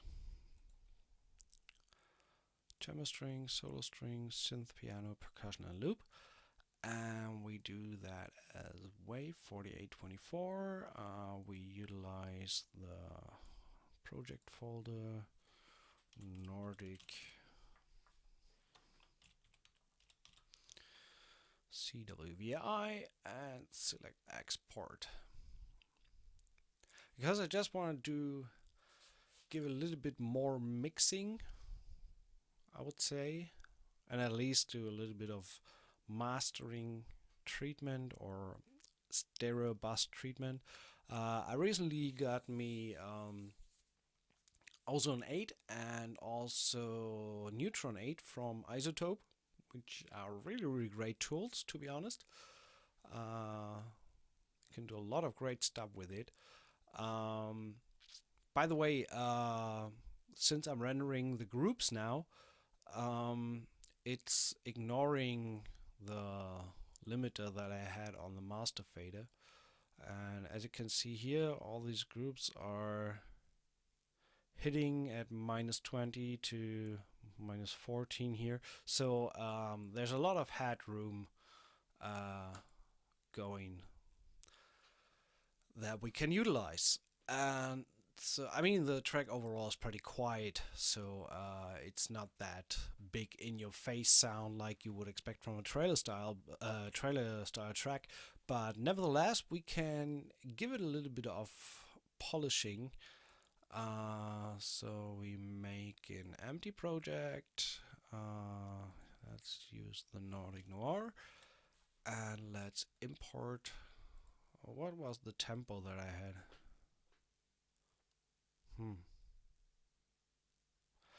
Actually, it doesn't matter. So project, where do we have it? Ba-da.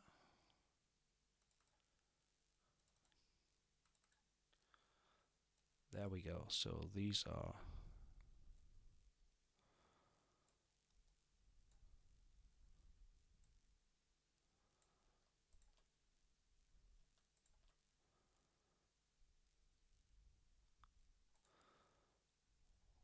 don't want to copy these files. Okay, so that's the audio stems of what we just did. And give me a little bit more view. So that's the loop. Let's colorize a little bit. That's the chamber strings. That's the percussion. That's the piano. That's the solo string. Let's do it like this. And this is the synth section. So, okay.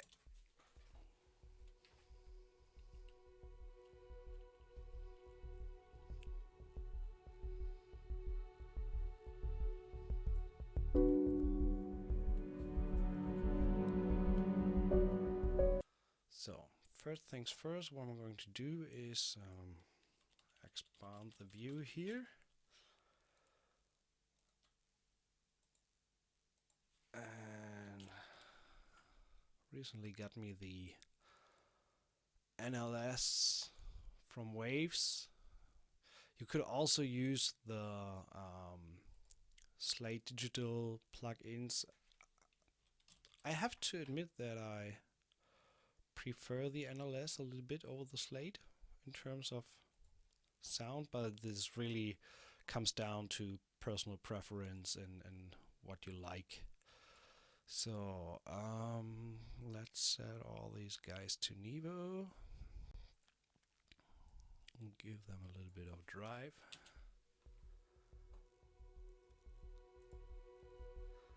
On the master, we're going to utilize the bus.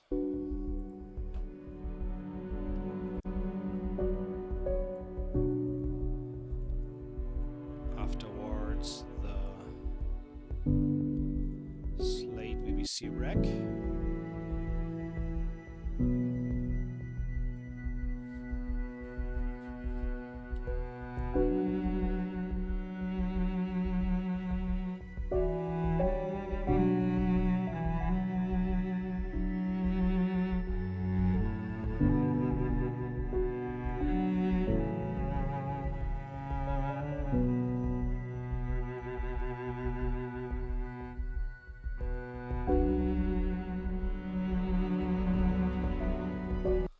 So let's take a look at the loop here.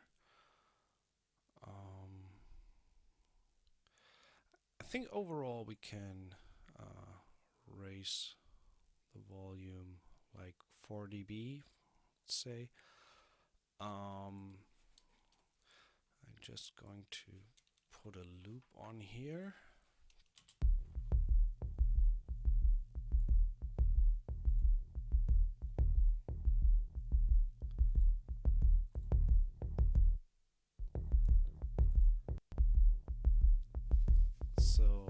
What's great about Neutron is it's kind of a channel strip with all-in-one function, and that's one of the cool features is the track assistant, which kind of automatically detects the material that you have going and tries to find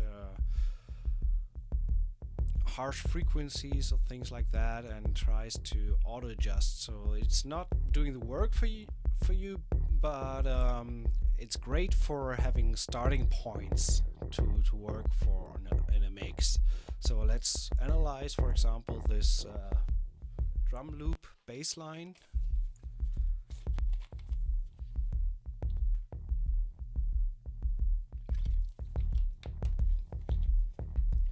I'm going to accept.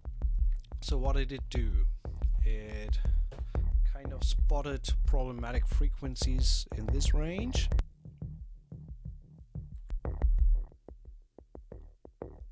Here, and gave it a little bit of a bump at what is it, 1.5k kilohertz, little bit of excitation, so a little bit retro drive on the low end and also on the high end, and put a compressor on it. which was actually my idea as well, to put in definitely put in compressor there to tame a little bit the dynamics. And you can kind of check A/B.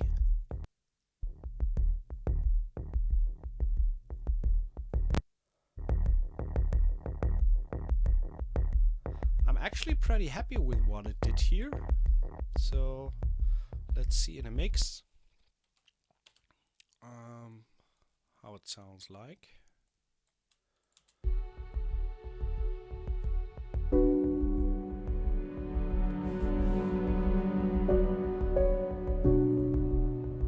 So on the piano I definitely want to have some compression as well, just taming a little bit the transients and the overall dynamics.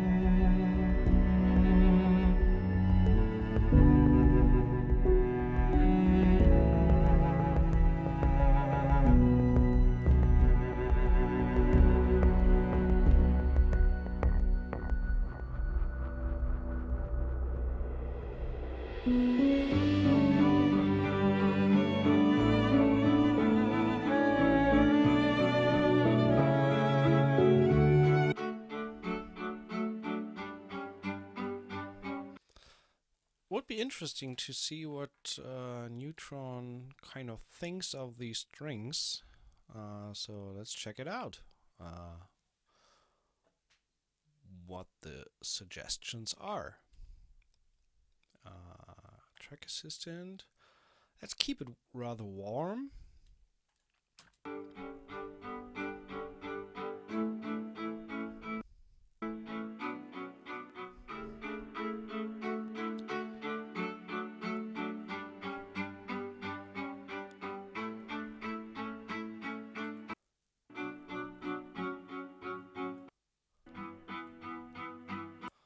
That's quite some drastic changes there.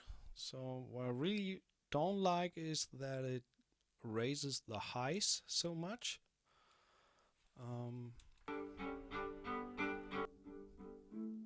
That's definitely some boxy frequency there.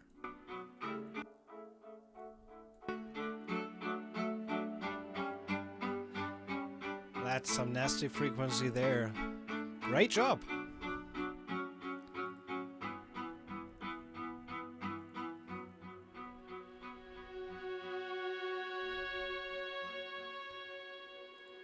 Really like the overall tone. So when we do that in front here and compare A/B,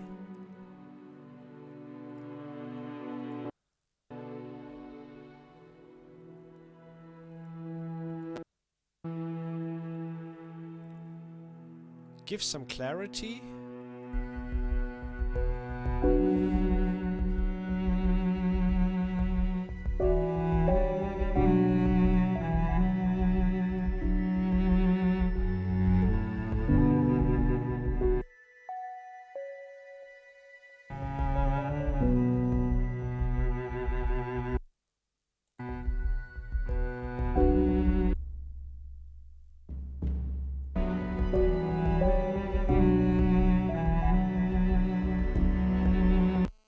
I wouldn't do much more on this. What I want to do is kind of compare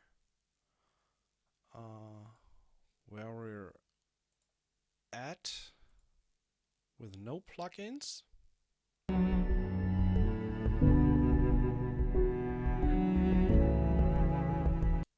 Compared to... That's pretty hefty.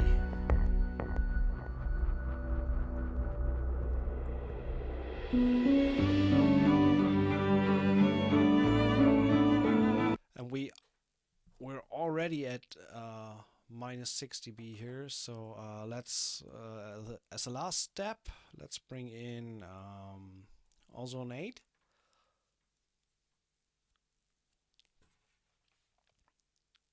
Just to give it that last bit of edge to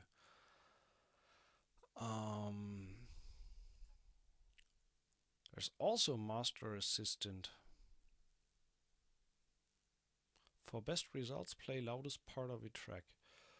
Well, let's try the assistant, don't you think? Let's see what it does.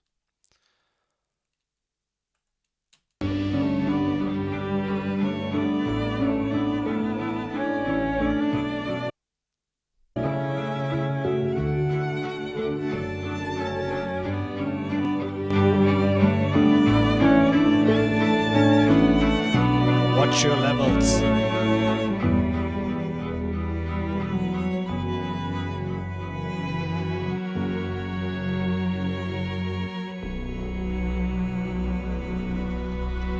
So what did it do?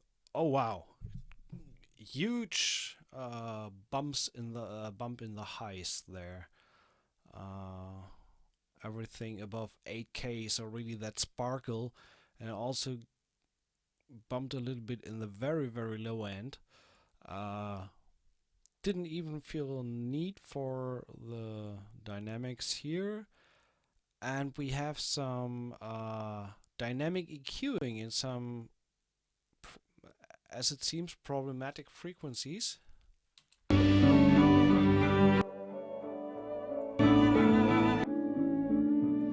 That's the same boxy frequencies we had in the strings already, so good catch there. And it's not really getting rid of all that stuff. When these frequencies hit a certain threshold, it just reduces them in that EQ range. So that's something pretty cool about a dynamic EQ. And in the maximizer, we have a ceiling of -1 and a threshold of -7.9, which in the end translates to a solid, yeah, what is it? Let's see. The metering.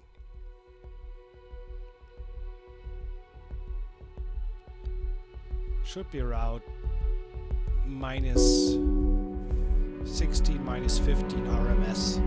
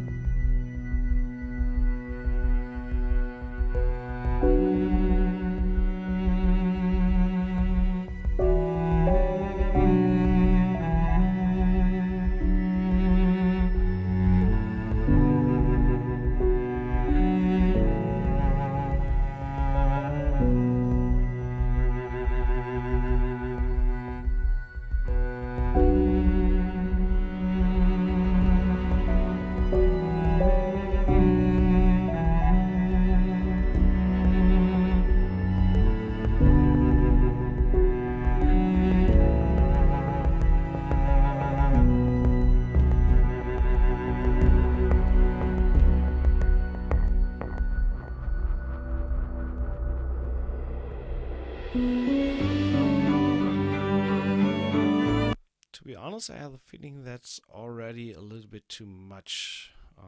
Doesn't even need that much limiting. So.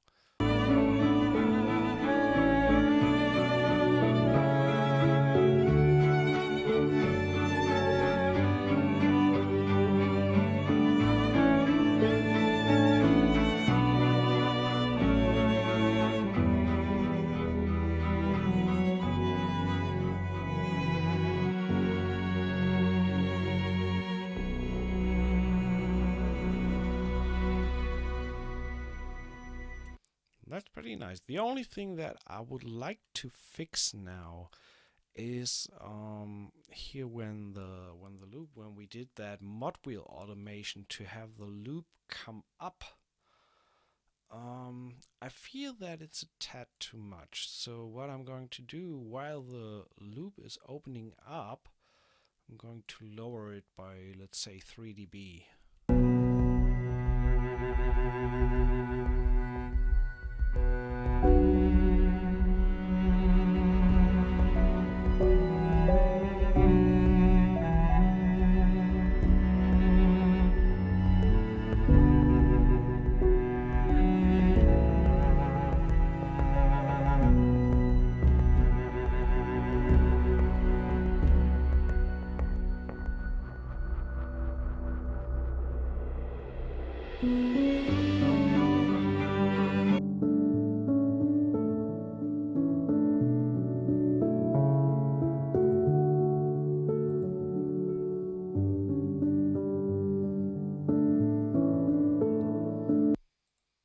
And I put a compressor on the piano, and let's actually put on the neutron EQ there.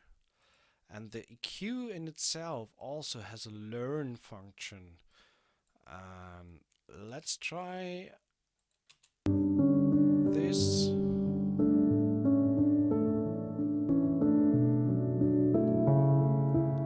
And this actually doesn't change any values, it just gives you some hints on what kind of frequencies might be problematic.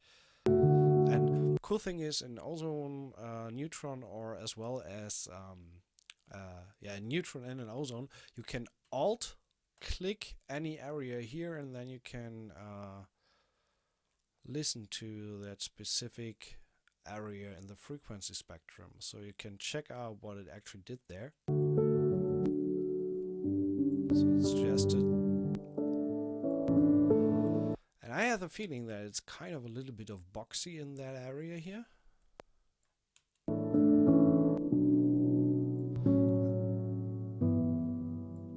And that might easily be this specific .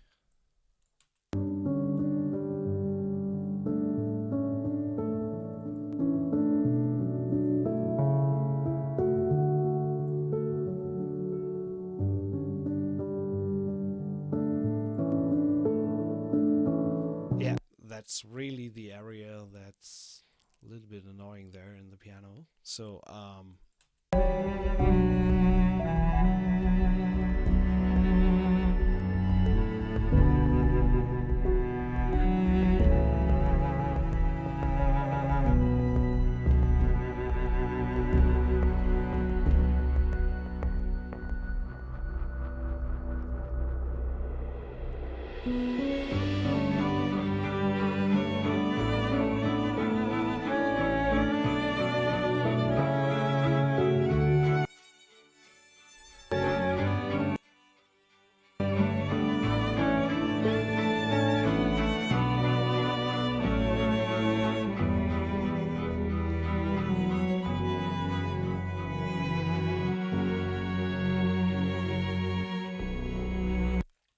last but not least, what we can do is we can check the frequency,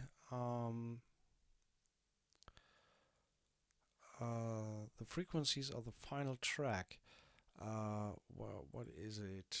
That's new thing in ozone.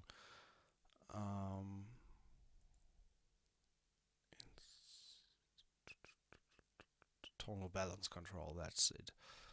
Exactly. So, and when we say, okay, we want to check it against some, no, not some bass heavy stuff.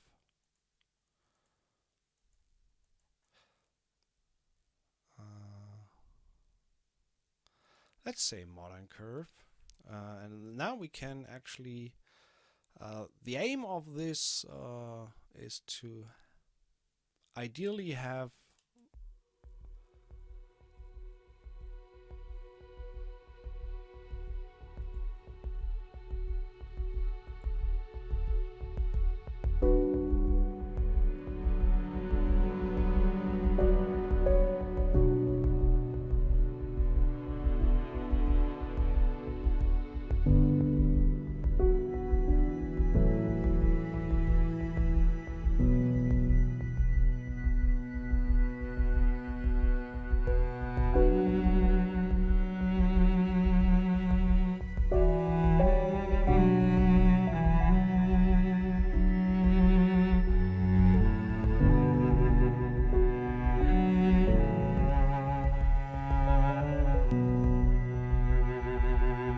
missing a lot of high end here because there just isn't anything.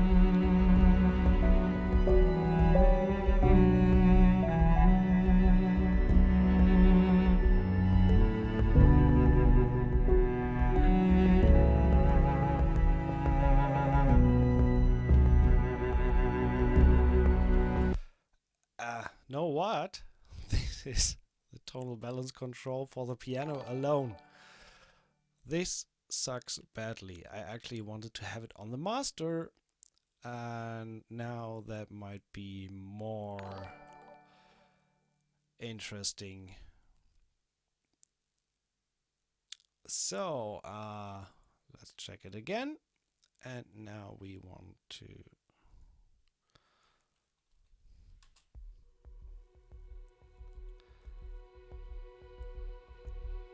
so the aim of the tonal balance control is to ideally have these white lines more or less in the middle, which means an even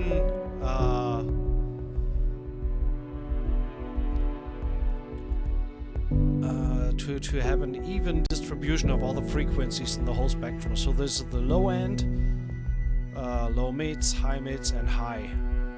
As you can see here, right now we have way too much low end for a modern mix.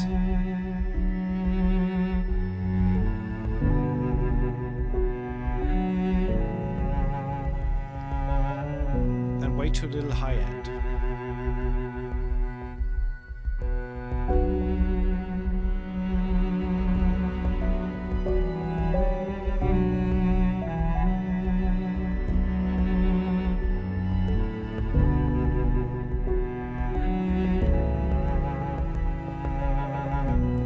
Curious how this changes in the second part of the track.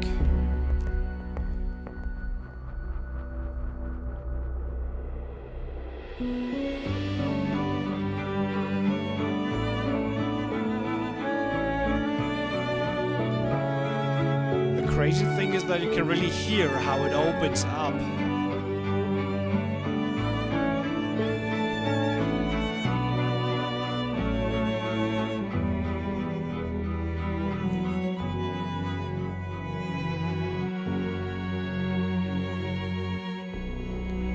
To be honest, I'm fine that we're missing a little bit of top end here, because there just is not much in the instrumentation that is happening up there, like cymbals and high loops and acoustic guitars and things like that that are usually set in this frequency range up here.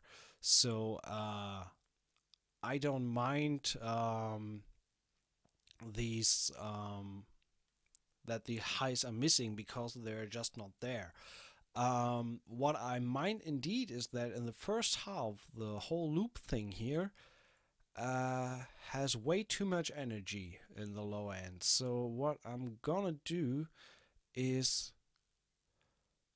first of all, really get rid of everything below like 40 Hertz, really do a low cut there. And I will also bring in a shelving filter here, but I want to have it dynamic so that it reacts to the threshold. So when we have this guy,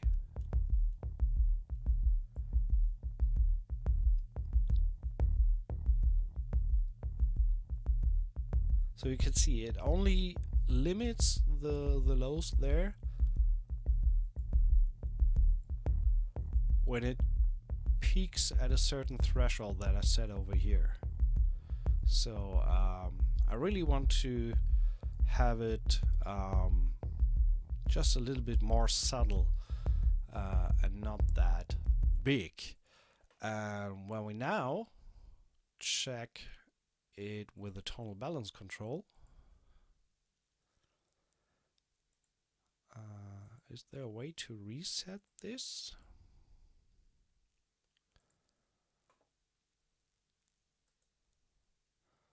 Anyway,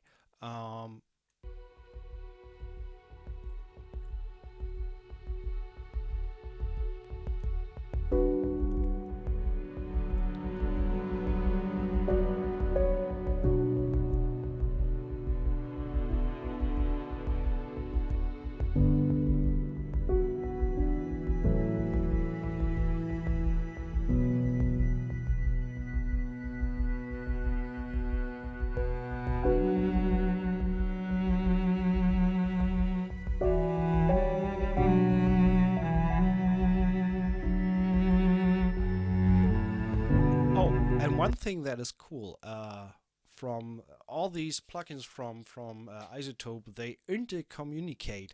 So I can, for example, I don't need to open the neutron on the bass here.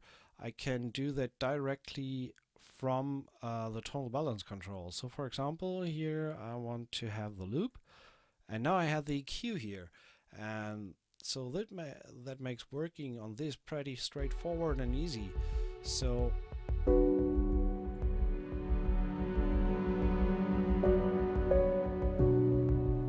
and the changes that I do here directly reflect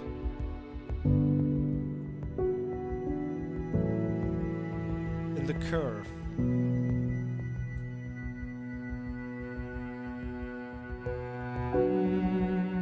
Although, to be honest, that's a little bit too much. So I'm good with having that curve a little bit on top. Or maybe we compare that to a bass heavy mix.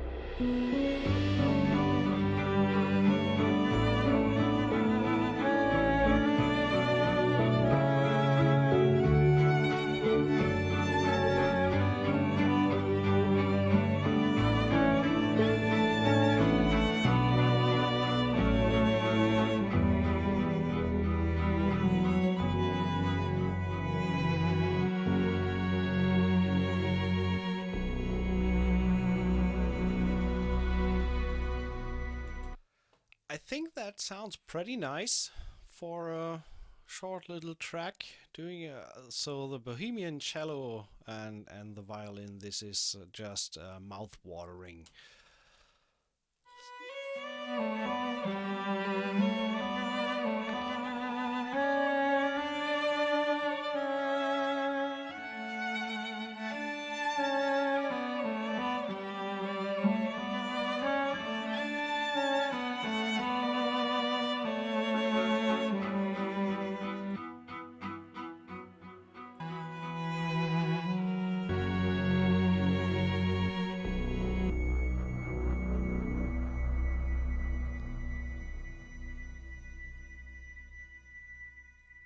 One last thing to do is to actually fade out this synth line here.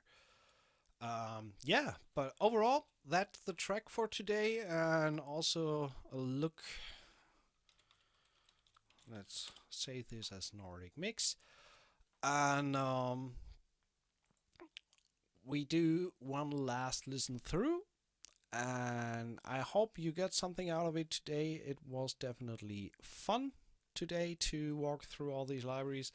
Go check out the links that I will post them underneath the YouTube video for you to check out the libraries that we were talking about today, especially the Zebra sound set from the Unfinished and the Bohemian solo cello, which did an awesome job in this little piece, but also all the other string libraries, the Spitfire stuff, the Olafur Arnold's toolkit. It's really some nice stuff in there, and especially for that Nordic Noir sound aesthetics, that works really great. Anyway, thanks for watching tonight. Here is the little piece we did today. Enjoy the rest of your day. See you soon.